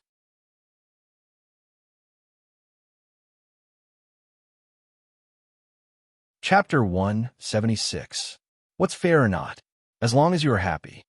Sarah Mel poked her head with her finger and said, You are too honest. Like my father said, grab whatever you like. There is nothing in this world that can't be exchanged with money and power. Well, except for great artists like Master Tiza. Ginny sighed and slowly shook her head. Although she and Sarah Mel were childhood playmates and had similar interests in many aspects, there were some things that she still firmly believed in her own beliefs. I'll go back first. Sarah didn't say much as she waved goodbye. Ginny nodded and suddenly thought of something. Did you say that you might see him? Then, can you help me bring a letter to him? Sarah Mel raised her hand and touched her face. She smiled and said, This lady will not be a messenger. If you have something to say, then say it yourself. Weren't you very brave before? Sarah Mel smiled and touched Sarah's face. After saying that, he blinked his eyes and turned to leave. Yardtown, Ryan Castle. A carriage entered the castle. The door was pushed open and Dean got off the carriage. He followed the servant into the castle. It was dusk. Smoke was floating behind the Ryan castle. Dinner was being prepared. In the hall of the castle, the servants stood respectfully on both sides. Although the Ryan family had declined, the etiquette of dining was still maintained. Old Feline's children and grandchildren had arrived in the spacious dining hall. They were busy with their own things and occasionally chatting with each other. Hugh Dunn was talking to his sister when he saw Dean coming from outside. He quickly got up and greeted him. Hello, Mr. Dean. Dean shook hands. I came at the right time. Hugh laughed. Yes, Mr. Dean hasn't eaten yet. How about we eat together? Dean didn't refuse. Then I'll have to trouble you to add a pair of chopsticks. Chopsticks? Hugh was surprised, but didn't ask much. He smiled and nodded. He touched his nose and entered the dining room. Old Feline was in the office on the second floor. Barton, Crone, and Joseph were also in the dining room. They were sitting in a corner, but no one paid attention to them. Seeing Dean enter the restaurant, the three were surprised and immediately greeted him. Dean smiled and nodded to the three. At this time, a middle-aged man with a white beard asked Hugh, This is? Hugh Dunn hurriedly introduced, This is the hunter hired by Grandpa. Hunter. There was a trace of surprise in the middle-aged man's eyes. He stepped forward and shook hands. Hello.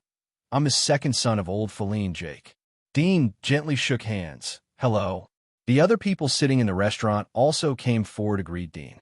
The third generation, Hugh Dunn, stood next to him. He was curious and wanted to come forward to greet Dean. However, he just nodded and called him Mr. Dean because of his status and etiquette. Mr. Dean is so young. Which consortium did you come from? Jake asked with a smile. Melon Consortium. Melon Consortium? Jake was not surprised. My father has recently founded a new consortium. It's called New World Consortium. It's really gratifying to be able to win over a young and promising hunter like you. Dean smiled, although his face was full of joy. But when old Feline founded the consortium, most of his children tried to stop him. Fortunately, although old Feline was old, he was still able to control them. After a moment, old Feline came to the dining hall. He was not surprised to see Dean. There was a touch of smile on his face. Mr. Dean, you came really early. The hunter who came early gets the bird to eat. Dean got up and smiled. Old Feline waved his hand to indicate everyone to sit down.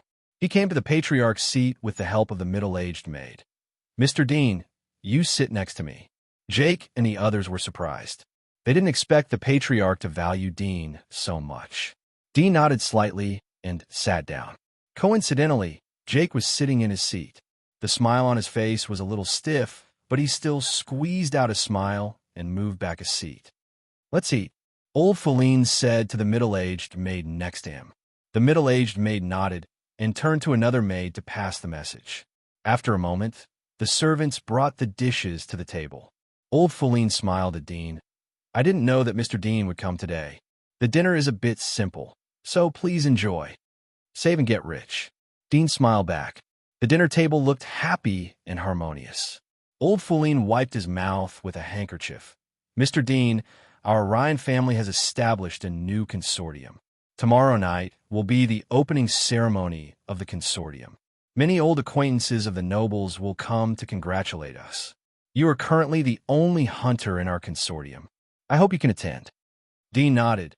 "No problem. Grandpa, can I go too?" Hugh shouted from the end of the table. Old Feline looked at him. "You don't have enough seniority. You should put your mind on your studies. When you get the Knight's Certificate of Honor, you will bring glory to our family." Hugh's face was pale as he coldly snorted.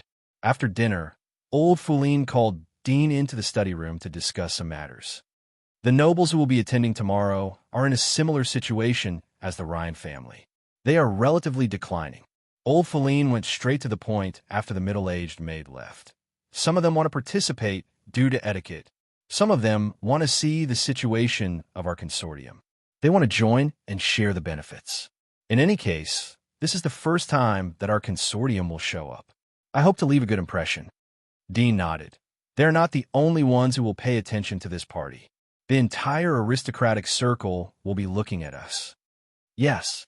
Old Feline deeply nodded as he saw that Dean understood. He secretly looked at the teenager. There have been many declining aristocrats who wanted to establish a consortium. They wanted to draw other declining aristocrats to join them. However, these declining aristocrats are scattered. They will be crushed by other consortia. Over time, there are very few declining aristocrats who are willing to establish a consortium. After all, the establishment fee of a consortium is not low. Now our Ryan family is desperate. The other families should have investigated very clearly. In any case, since we have taken this road, I hope to have a good start. Therefore, I intend to announce to the public that you are an intermediate hunter. In this way, we can improve the foundation of our consortium." Dean pondered for a moment and nodded. "All right. In the future, we are likely to be suppressed by the Melon Consortium." Old Feline sighed. "It's all up to you. Our Ryan family can't afford to toss and turn. We can't stop this giant sword." Dean smiled. "Once we accumulate enough funds to rent the passage outside the giant wall, our wealth will roll faster than a snowball." Old Feline wryly smiled. Although he didn't know where Dean's confidence came from, but he couldn't refute anything. Now he could only pray. "Are there alchemists behind some big aristocrats?" Dean suddenly asked. Old Feline was silent for a moment. "Yes, the wealth created by an alchemist master is much more than that of a hunter."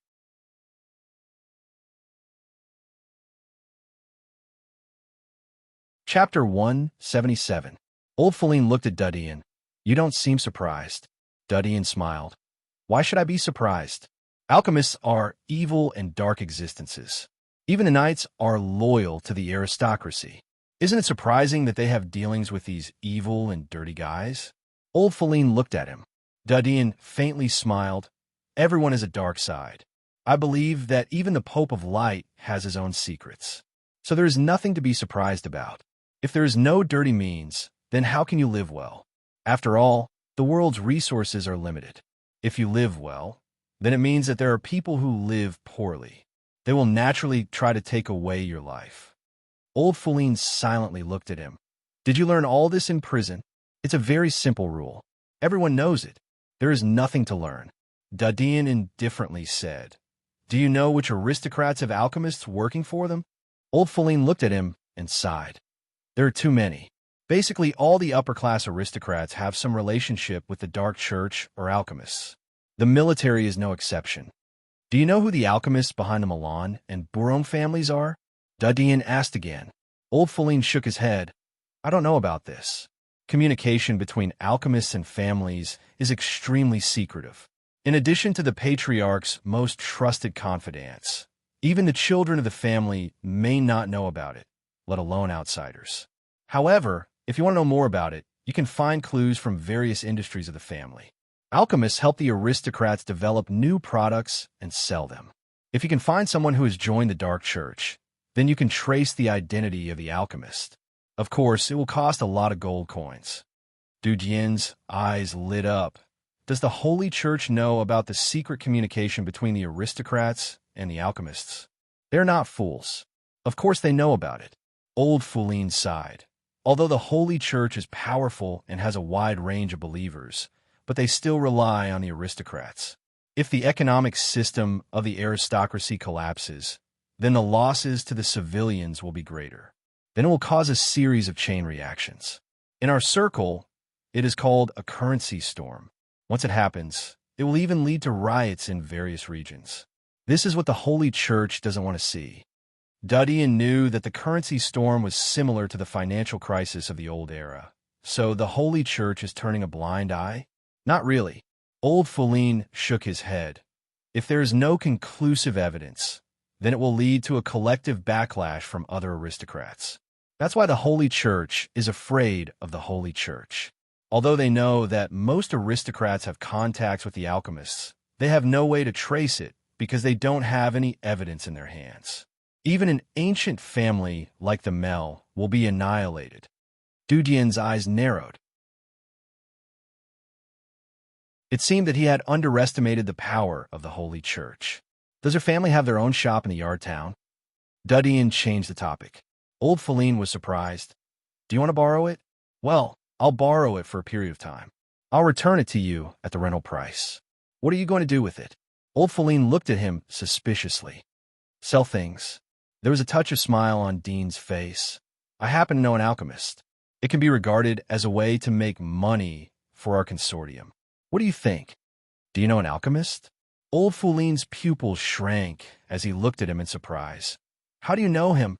Weren't you in prison before? This is my private matter. Don't ask about it. Dudian reminded. Old Feline looked at him in bewilderment. He finally gave up and asked, what faction does this alchemist friend belong to? Dudian was a little surprised. He didn't expect the old man to know so much about alchemists. He belongs to the material faction.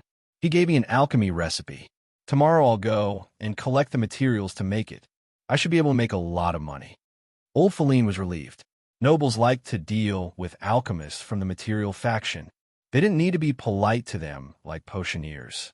They didn't need to be afraid of them like alchemists from the life faction. Is this the gift you gave me? Old Feline sighed. I didn't expect you to have such a background. What is the level of this alchemist? Very high. Dudian replied briefly. Old Feline didn't hear the difference in Du Jian's words. Very high. If it is a 2-star or 3-star alchemist, then our Ryan family may be able to turn over a little.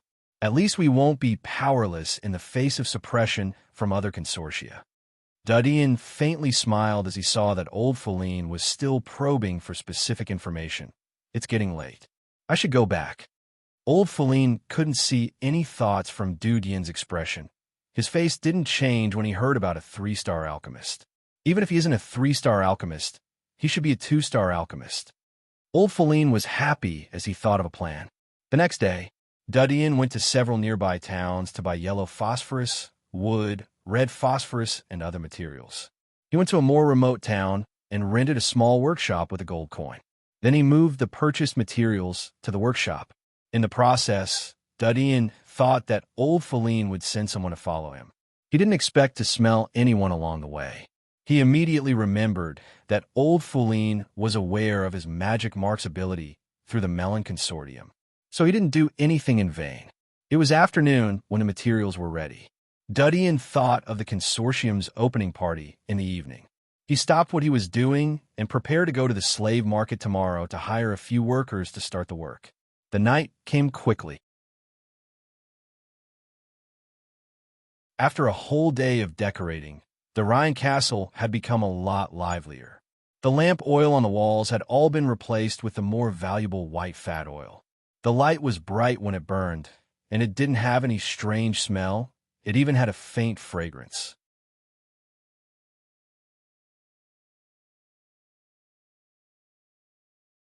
Chapter 178. An aristocratic carriage drove into Yardtown and passed by the front of the town's households. Such a grand scene surprised the townspeople. Ever since the Ryan family moved here and became their lord, they had never seen so many nobles come to visit them. The carriages stopped in front of the Ryan castle. Old Feline's butler personally stood at the door to greet the guests. Dean had come early in the afternoon to discuss matters with old Patriarch Feline. At the moment, both of them were standing in front of the window on the second floor of the castle. They were looking at the brightly lit manor. The carriages had flags of their respective families. Old Patriarch Feline introduced the origin and background of each carriage to Dean. Dean benefited a lot from this. Almost everyone has arrived. Let's go down to entertain the guests. We can't be too rude as the host. Old Feline said to Dudian. Dudian nodded.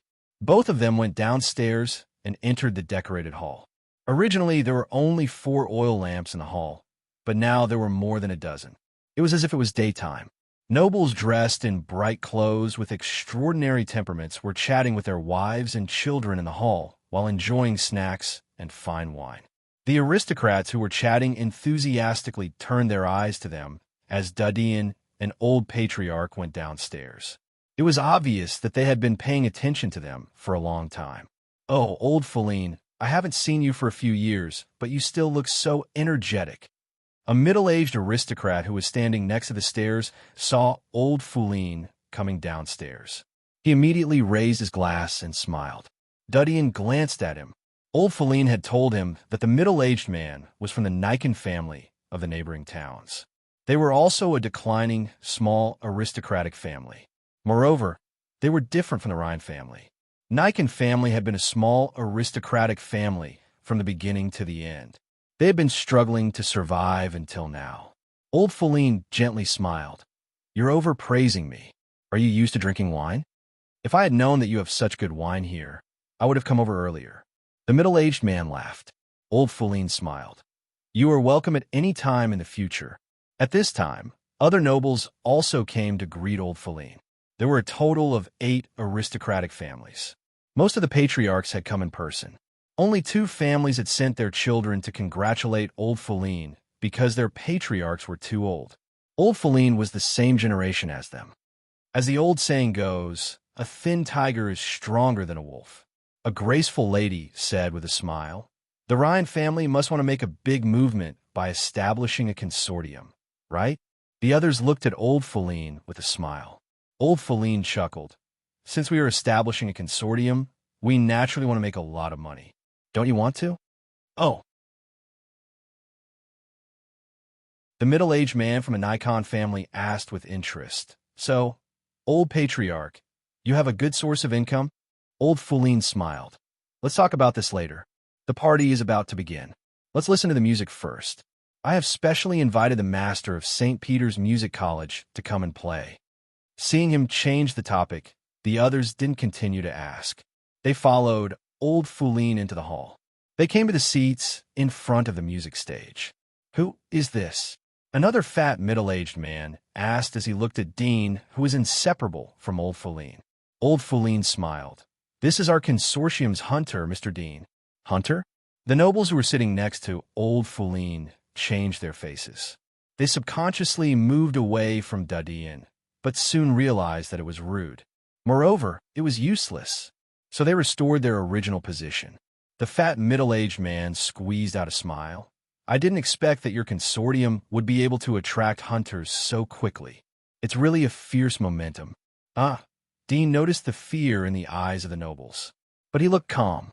He knew from old Feline that the existence of hunters was extremely popular and hated by the nobles. They loved hunters because they could bring wealth.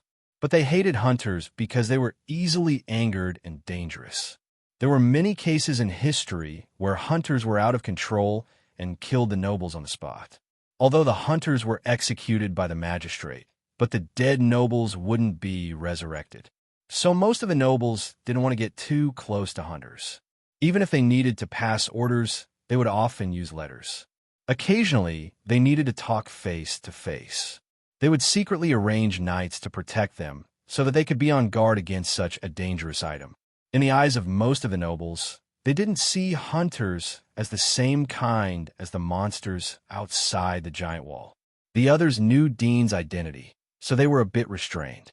Dean felt familiar as he saw their smiles. He remembered the time when he attended the Melon Consortium's aristocratic party. He saw Glenn and a senior hunter from another consortium enter the hall. The nobles took the initiative to greet them. He was too young at that time, so he didn't notice the hidden fear in their smiles. But now he clearly felt it. The concert is about to begin.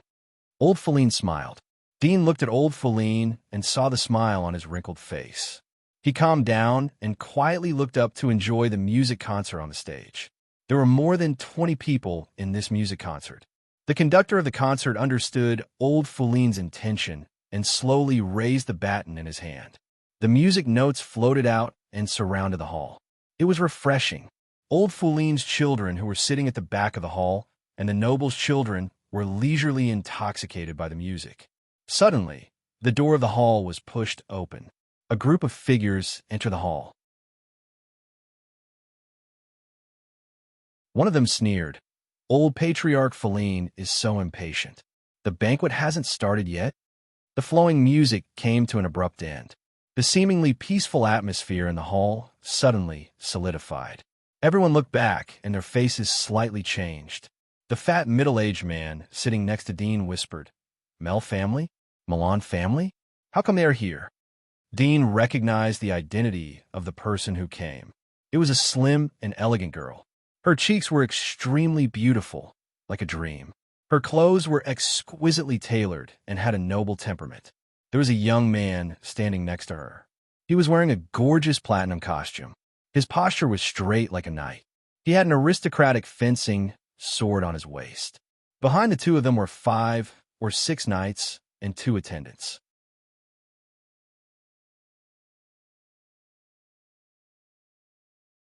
Chapter 179. Old Feline's face was gloomy, but soon restored his calmness. He slowly stood up and said, "The guests have arrived.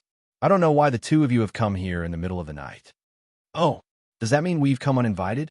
The handsome youth's mouth curled into a smile.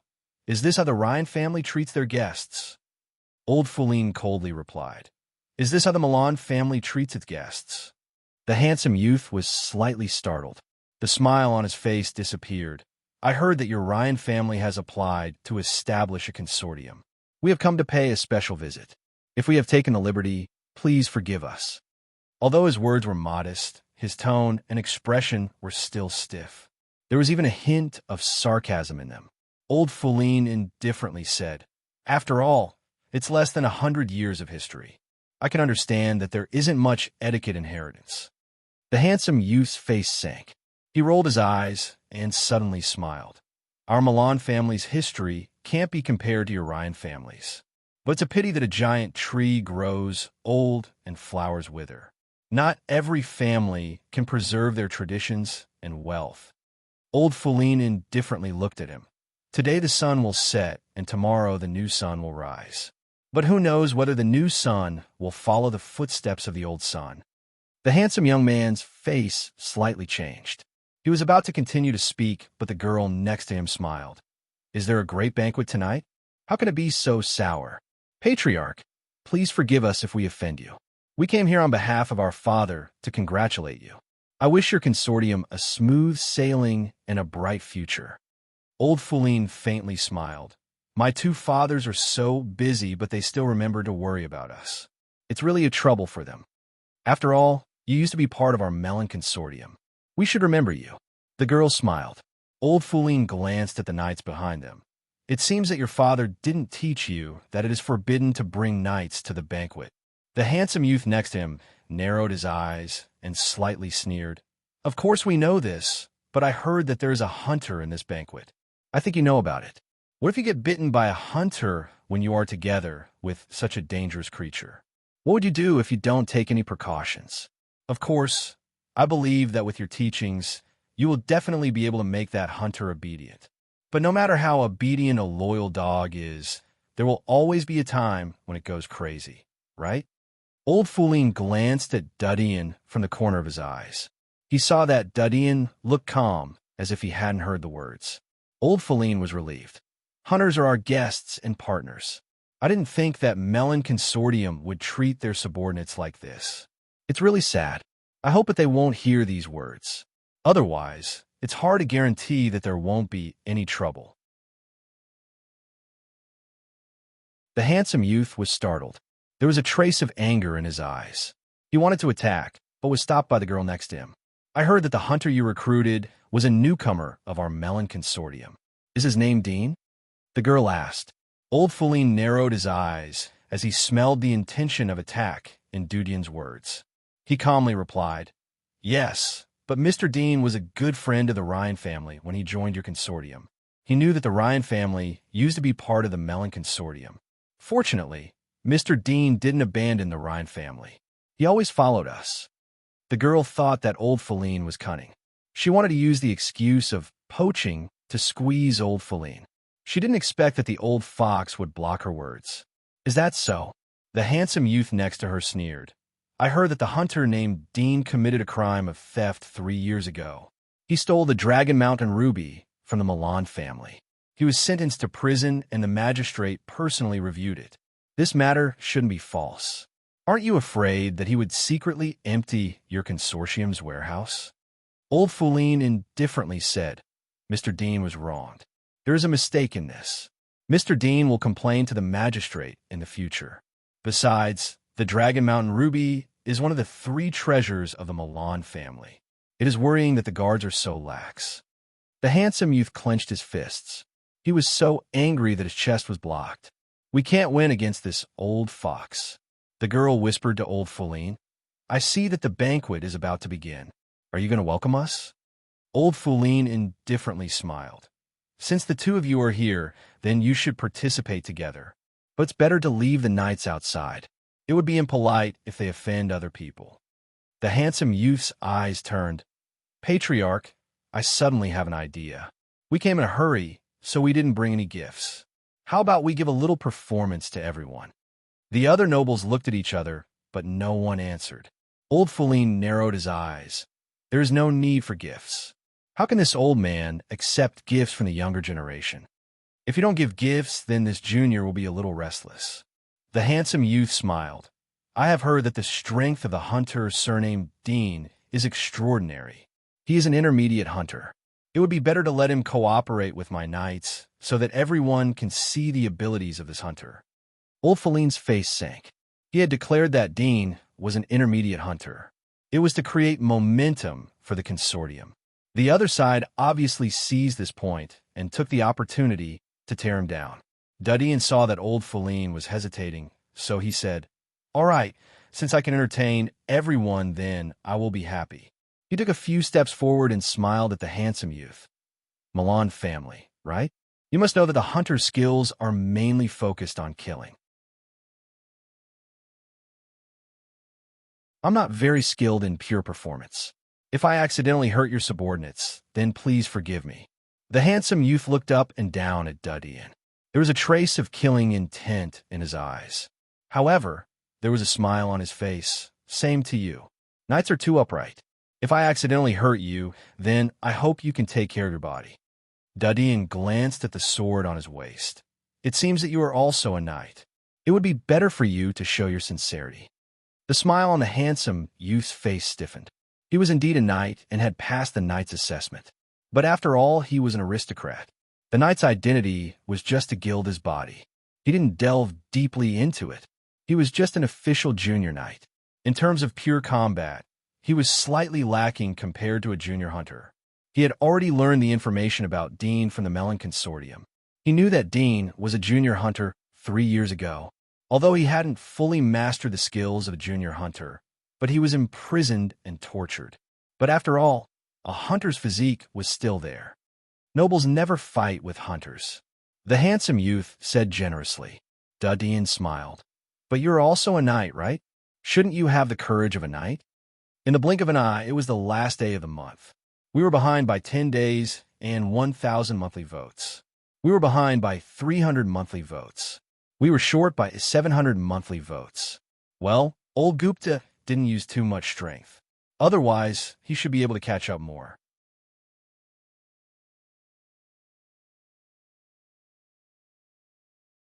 Chapter 180. The handsome youth's face changed. Dudian had used the knight's spirit to force him, so he had no reason to retreat. Although he was an aristocrat, and the knight's identity was just a gilded book, but he had passed through layers of tests to obtain this identity, so he still had some knight's spirit. At the moment, under the watchful eyes of the public, even if he tried to defend himself, others would think that he was afraid. There was a surge of anger in his heart. He was about to agree, but the girl next to him suddenly said, "Vic is just a guest who came to congratulate us. How can a guest personally come to the battlefield? You men will inevitably get injured. If you hurt him, then it will be a bit rude." Dean narrowed his eyes as he saw the girl cleverly catch his words. Really? Since a beautiful lady, like you can see that he will be injured by me, then there's really no need to compare notes. After all, there's a need to interact with each other in order to liven things up. If it is a one-sided fight, then it will lose my grace. The corner of his mouth slightly curved, revealing a faint, sarcastic arc. At the moment, his back was facing the other nobles, so no one noticed the change in his expression. The handsome youth Vic, and the girl could see it clearly. The girl frowned and was about to open her mouth again. Vic suddenly snorted. "Since you are so confident, I would like to see if the hunter is really as powerful as the rumors say." Dudian waved his hand and shook his head. "No, I don't want to hurt you. This lady can see that you're no match for me. Why bother to show off?" The girl frowned. She was trying to exonerate Vic. She didn't expect that her words would become a weakness of Dudian's attack. Vic was riding a tiger and couldn't back down. "Whether I can win or not, we will know after the fight." Vic's eyes were full of murderous intent. "I will liven things up for Patriarch Feline. If you get hurt by my sword, then don't blame me for not reminding you." Dudian shook his head. "I am afraid that I will hurt you and sweep your face. Since it is a fight, it is normal to get injured. You should pay attention to yourself." Vic slowly held the sword at his waist and pulled it out inch by inch. "Get ready to start." "Master, don't." A middle-aged knight hurriedly whispered to stop him. Vic's face sank. "Don't stop me." The middle-aged knight looked at him and sighed. He knew that he wasn't being impulsive, but was forced to fight by the boy who was a few years younger than him. He couldn't help but hate Dean. The girl sighed as she looked at Dudian. She took a few steps back and came to the edge of the hall under the protection of the Knights of the Mel family, so as to avoid being accidentally injured. The smile on Dean's face slowly disappeared. He quietly looked at him and made a gentleman's gesture. "Please." Vic saw a flaw in Dudian's armpit. He suddenly straightened up and thrust his sword. Dean's body flashed.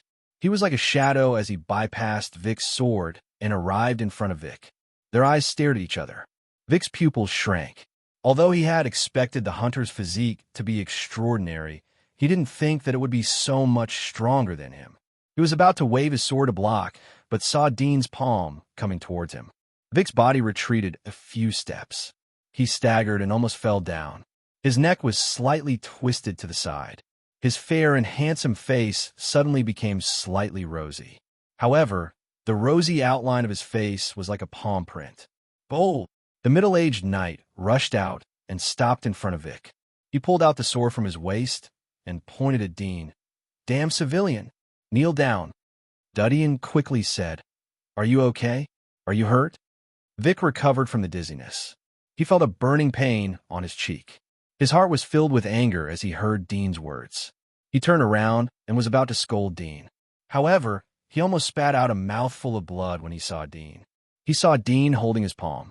His face was full of concern and worry as he looked at his 5 fingers. He repeatedly said, "Did I hurt you? Does it hurt? I'm sorry. I shouldn't have let you suffer like this." What was provocation? What did it mean to bully others too much? Vic felt that his lungs were going to explode. His blood was boiling as he saw the astonished eyes of the nobles and their children. Although he didn't have a mirror, but he could imagine how embarrassing and shameful he was at the moment. Kill him." Vic's teeth creaked as he roared in anger. The middle-aged knight clenched his sword and stared at Dean coldly. He took a step forward and continued to sweep his sword. His sword was as fast as a streamer. Even the shadow of the sword could be seen in the air. Dean didn't expect the middle-aged knight's physique to be so extraordinary. It should be close to the physique of an intermediate hunter. However, he didn't know whether the knight had magic marks in his body or not. Thinking of this, Dean decided to end the fight quickly. His body continued to retreat. He suddenly raised his hand to feign an attack, but the real move was to sweep his foot. The middle-aged knight's sword chopped at Dean's wrist. He didn't expect Dean to stop halfway, but the middle-aged knight was extremely experienced. He quickly thought that a killing move must be the opposite of a feint. The idea flashed in his mind. His lower body instinctively retreated and narrowly escaped Dean's foot. Dean didn't stare as he didn't hit the middle-aged knight. He quickly moved forward and raised his hand to pinch the middle-aged knight's arm. "Open for me." The middle-aged knight's arm shook. He wanted to block Dean's 5 fingers, but the next moment he felt a sharp pain coming from the part of his arm that was pinched. He couldn't help but raise his other hand to break the siege. Dean reacted quickly. He grabbed the other hand with his right hand. He raised his toe and fiercely hit the middle-aged knight's nose. Bang! The middle-aged knight's head tilted back and blood spurted out of his nose. Dean took this opportunity to raise his right hand and hit the elbow of the middle-aged knight's arm that was pinched. Gotcha! The middle-aged knight's arm that was holding the sword suddenly bent in a terrible posture. The middle-aged knight screamed in pain. He loosened his hand, and the sword fell to the ground. The other 3 knights didn't think that their captain would be defeated. They quickly pulled out their swords and rushed up to Dean. Dean punched the middle-aged knight's chest with his left hand. The middle-aged knight was sent flying. He turned around and coldly looked at the other 3 knights. The cold, killing intent in his eyes was like an unrestrained beast. The 3 knights stopped their footsteps. They clenched their swords and trembled as they looked at Dean.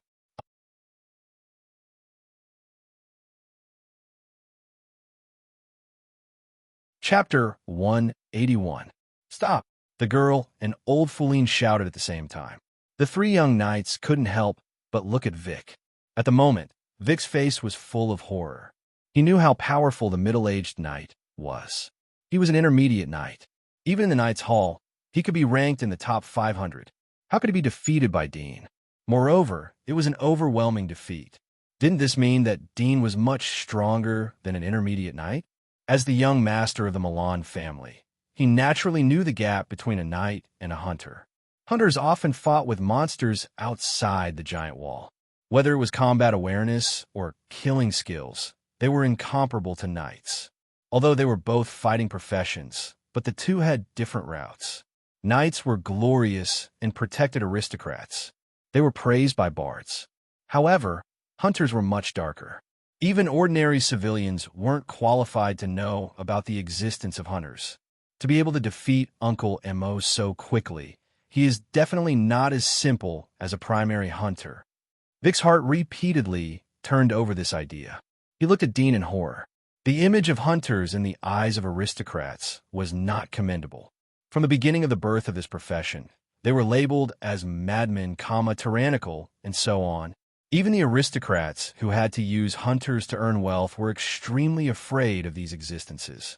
This was why senior hunters got preferential treatment from consortiums. Even the aristocrats had to greet them with a smile.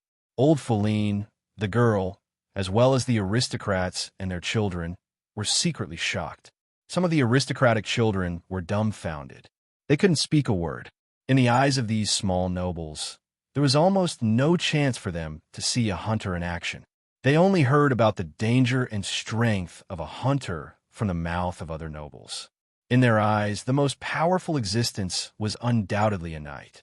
But they didn't expect that at this moment, this young boy would be able to defeat a knight wearing an intermediate medal so quickly and neatly. This simply subverted their understanding. Old Feline was also shocked, but he was more surprised. Although he had heard the description of his strength from Dean's mouth, he wasn't completely convinced. After all, he knew how thin Dean's resume was. He could barely be regarded as a primary hunter. Even if he was witty and cunning, it was still a soft power. Moreover, there would be no blessings from God in prison, only pain and suffering. At the same time, he hurriedly walked out on crutches. He turned to look at Dean and whispered, "Don't be rude." Dean nodded slightly.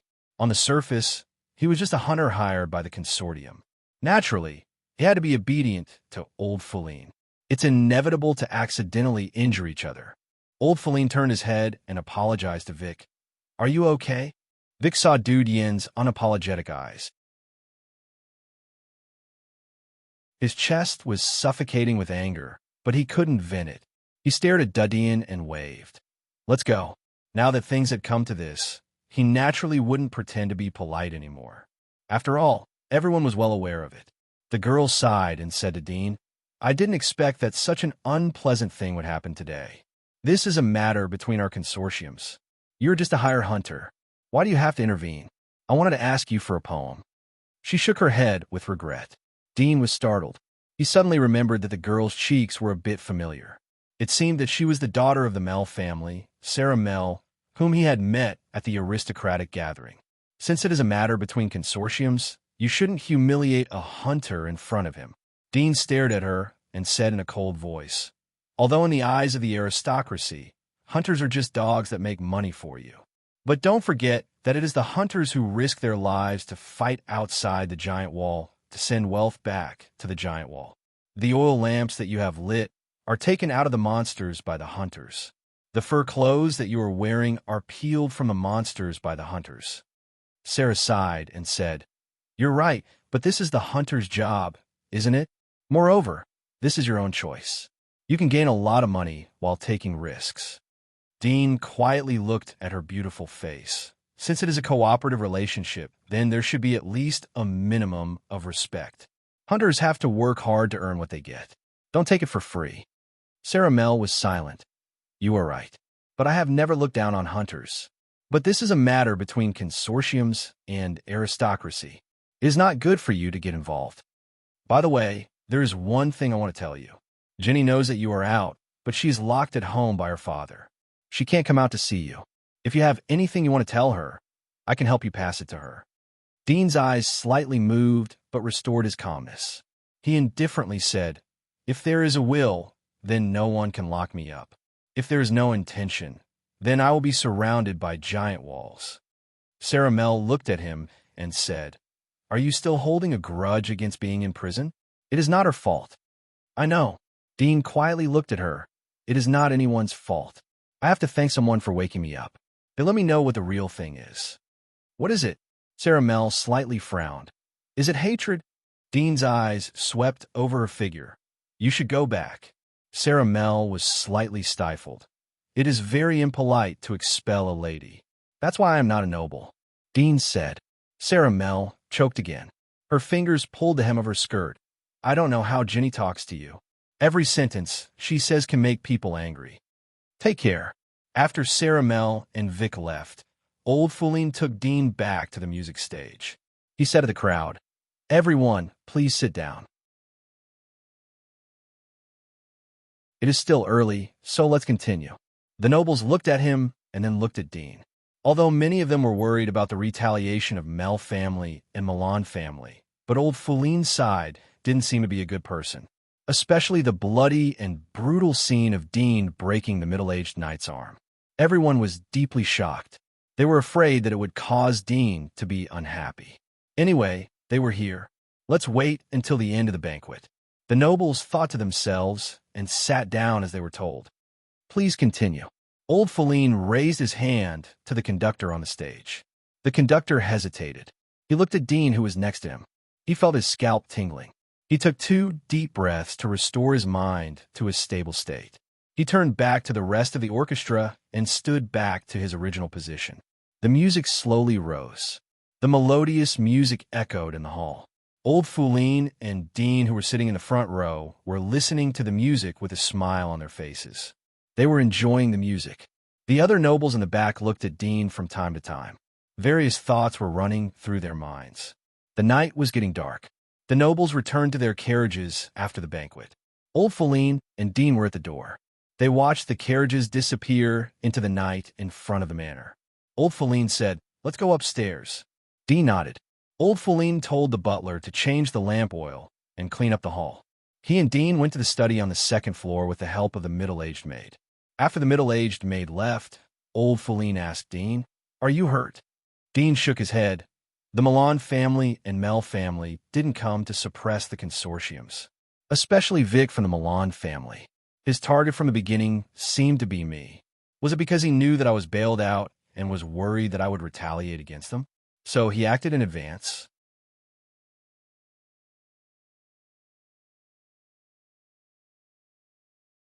Chapter 182. So, what was the reason why he attacked me? Dudian asked. Old Feline pondered for a moment.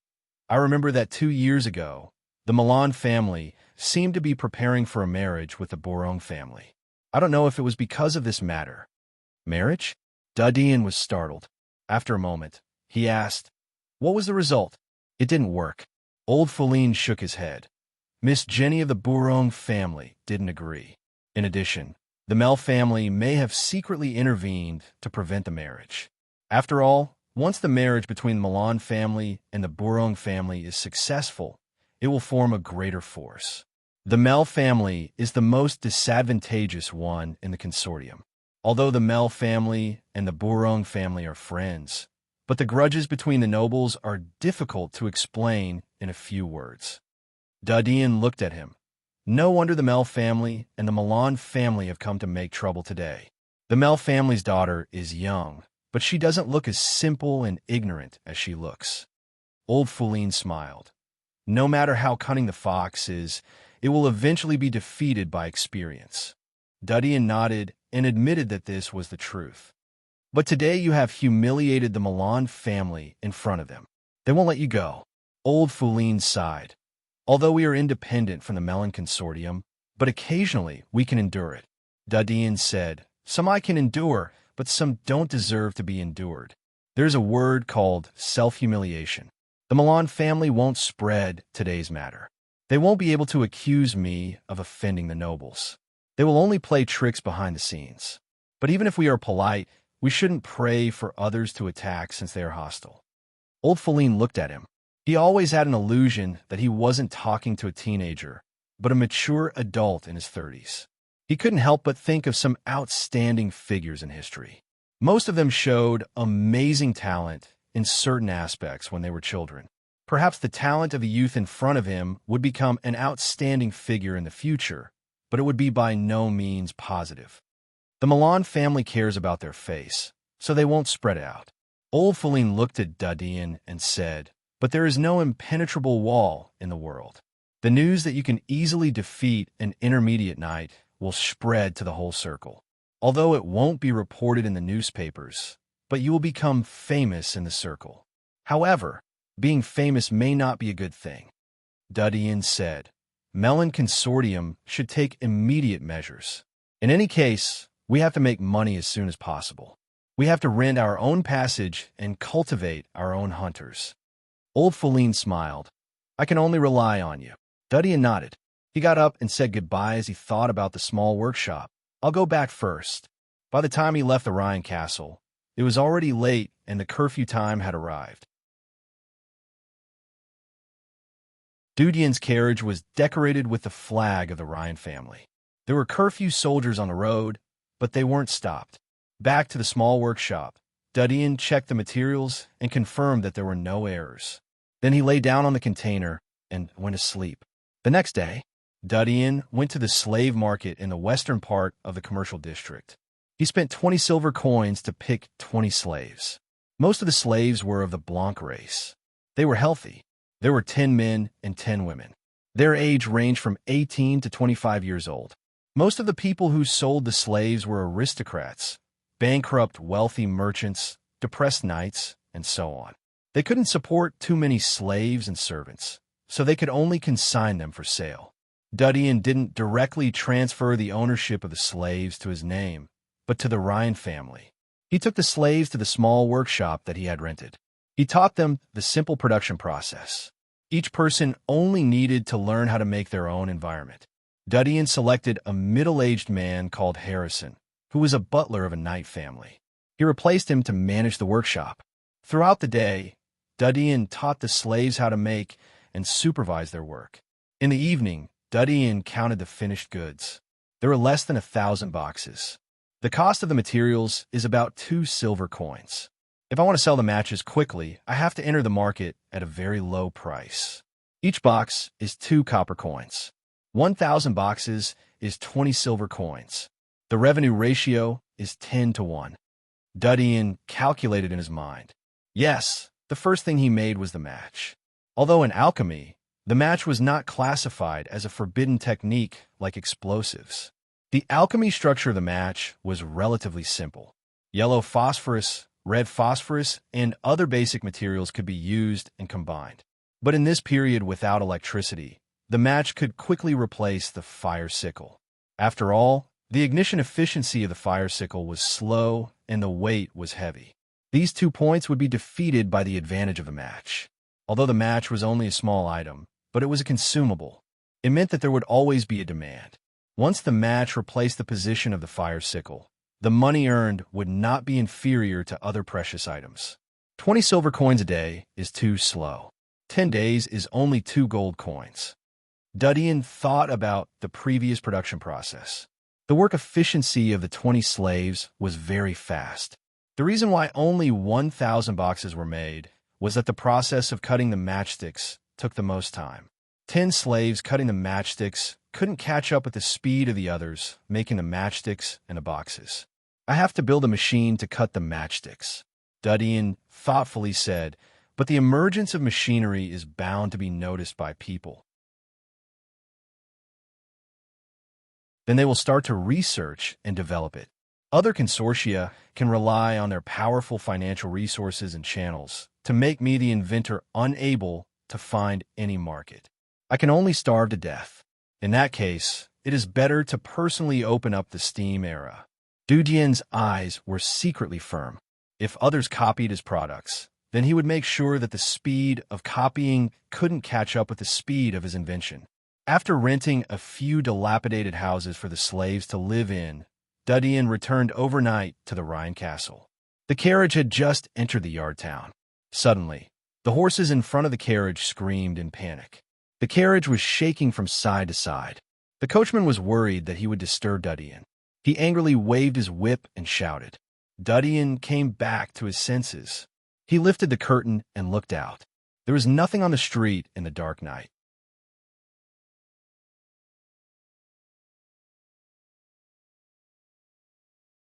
Chapter 183. Puff. At the same time, a sharp dagger suddenly jumped out from under the seat and smashed the board under the carriage. The arm that held the dagger was extremely slender. It belonged to a woman. She quickly retracted the dagger after the attack failed. Dean's eyes flashed as he quickly jumped out of the carriage. Ugh! A painful groan suddenly sounded in front of the carriage. In the darkness, a slender figure covered the coachman's mouth with a hand, and a dagger quickly slit his throat. The middle-aged coachman, who earned money to support his family, widened his eyes, but he didn't let out a scream. His body softly fell to the ground. The horses that were pulling the carriage were frightened and ran forward. In the night, in the cold wind, on the long street, Dean and the female assassin looked at each other in silence. "Don't be nervous." Suddenly, the female assassin raised her hand and said in a sweet voice, "Do you remember me?" She pulled down her mask as she spoke. Dean's heart palpitated as he saw her face. Glenn. The female assassin who came to assassinate him turned out to be Glenn? It seems that you have a good memory. Glenn smiled and put away the dagger. The consortium sent me to assassinate you, but I owe you a favor 3 years ago. This time I will return it to you. Dean was startled, but still didn't relax his body. In that case, why did you kill him? Him? Glenn looked at the coachman, lying in a pool of blood on the ground. She smiled and said, "He's just an ordinary, unlucky fellow. If I don't kill him, the consortium will know that I've been merciful. Your favor isn't enough for me to offend the consortium. This is why I attacked you just now. If I really wanted to kill you, I wouldn't have let you sense it in advance and avoid it. Please believe in the hunting ability of a senior assassin. Dean was silent for a moment. You mean that the personnel of the Melon Consortium will investigate today's matter? Is there someone from the Melon Consortium in the Ryan family? Isn't it normal? Glenn looked at him and gently smiled. There's nothing that money can't do. Even if a son kills his father, it's just a matter of the number of chips. Dean's heart was cold. How are you going to explain to the consortium if you let me go? The corner of Glenn's mouth revealed a trace of smile. It's very simple. Just say that your magic marks have sensed me and failed your sneak attack. After all, the consortium has already classified you as an intermediate hunter. After all, the magic marks are rare monsters. So what kind of abilities will they have after the second and third evolution is still unknown. Dean couldn't help but recall the monster atlas that he had seen before. There was a description of the abilities, characteristics, habitat, and other information of the rare monsters. But the atlas came from the inner wall, so the inner wall had the final say on how to rate the monsters. Thank you. Dudian whispered. He believed in Glenn's words. If she really wanted to sneak attack him, then she could use the Black Weaver magic marks to quietly get close to him and hunt him down. Even if she failed to hunt him down, he was by no means Glenn's opponent in a head-on battle. You are lucky, Glenn laughed. There are 2 senior hunters in the consortium. One is me, and the other is a knight. They are good at frontal combat. That's why they sent me over. Otherwise, your life would have ended here. Dean stared at her. Is it worth it to take such a big risk to let me go because of a small favor from 3 years ago? What if the higher-ups blame you? Let them do it. Glenn shrugged her shoulders, indicating that she didn't care. Don't think too highly of these nobles. They still rely on us to make money for them. In the end, we are just their dogs. Since they treat you as a dog, you still have to work hard to be a loyal dog. That's the saddest thing. Dean deeply looked at her. I will remember this favor. If there is a chance in the future, I will return it to you. There is no need. Glenn waved her hand. It's just canceled out. I'm a person of my word. Moreover, I don't think you'll have any future. They sent me to kill you, so they'll most likely use other means. You and the nobles behind you will be in big trouble. She turned around and walked down the street. We'll meet again. Her figure disappeared into the night, flying away. Dean looked at her back as she left. He was silent for a long time. Then he slowly walked in the direction of the carriage. His cold heart was full of killing intent. He expected that the Melon Consortium would retaliate, but he didn't think that it would be so fast and so ruthless. They would directly hire a senior hunter to assassinate him. It should be known that senior hunters were the strongest force in the outer wall. They were second only to the magistrate's punishers. If a senior hunter was used to assassinate an aristocrat, then the magistrate would track them down and kill them. But if they killed a senior hunter, then the situation would be completely different. It would be easy to cover up, especially a small aristocrat like the Ryan family who had no background. Once Dean was killed, then a little pressure would be exerted on the Ryan family. Then the Ryan family wouldn't dare to retaliate, let alone complain about Dean. Glenn's assassination attempt failed. She probably won't try to assassinate him again, but I still have to be careful. Dudian walked alone in the cold wind of the night. His thoughts were getting clearer. Direct assassination won't work. Most of the time, they will crush the Ryan family through various industries and channels of the consortium, as well as other affiliated forces and rich businessmen. I have to raise money as soon as possible. The chill in Dean's eyes was getting stronger. If he was a senior hunter, then it would be like a thorn in the throat for the Melon Consortium. In the end, the strategy was auxiliary. Strength was fundamental. Dean tore his clothes before returning to the Rhine castle. He disguised it as if he had just fought a fierce battle. Although Glenn had come here to return a favor, she was too proud to mention this to him. But how could he not know that if he went back in one piece, Glenn's previous fake assassination attempt would be in vain? Dudian returned to the Rhine castle. Although old Foulin and his children were asleep, but they were still awakened by Dudian. Old Foulin's face turned extremely ugly as he saw Dean's embarrassed appearance. He took Dean back to his study room and strictly ordered the servants and his children not to spread what they saw today. Is it the Melon Consortium? Old Feline asked in a hurry. Is the injury serious?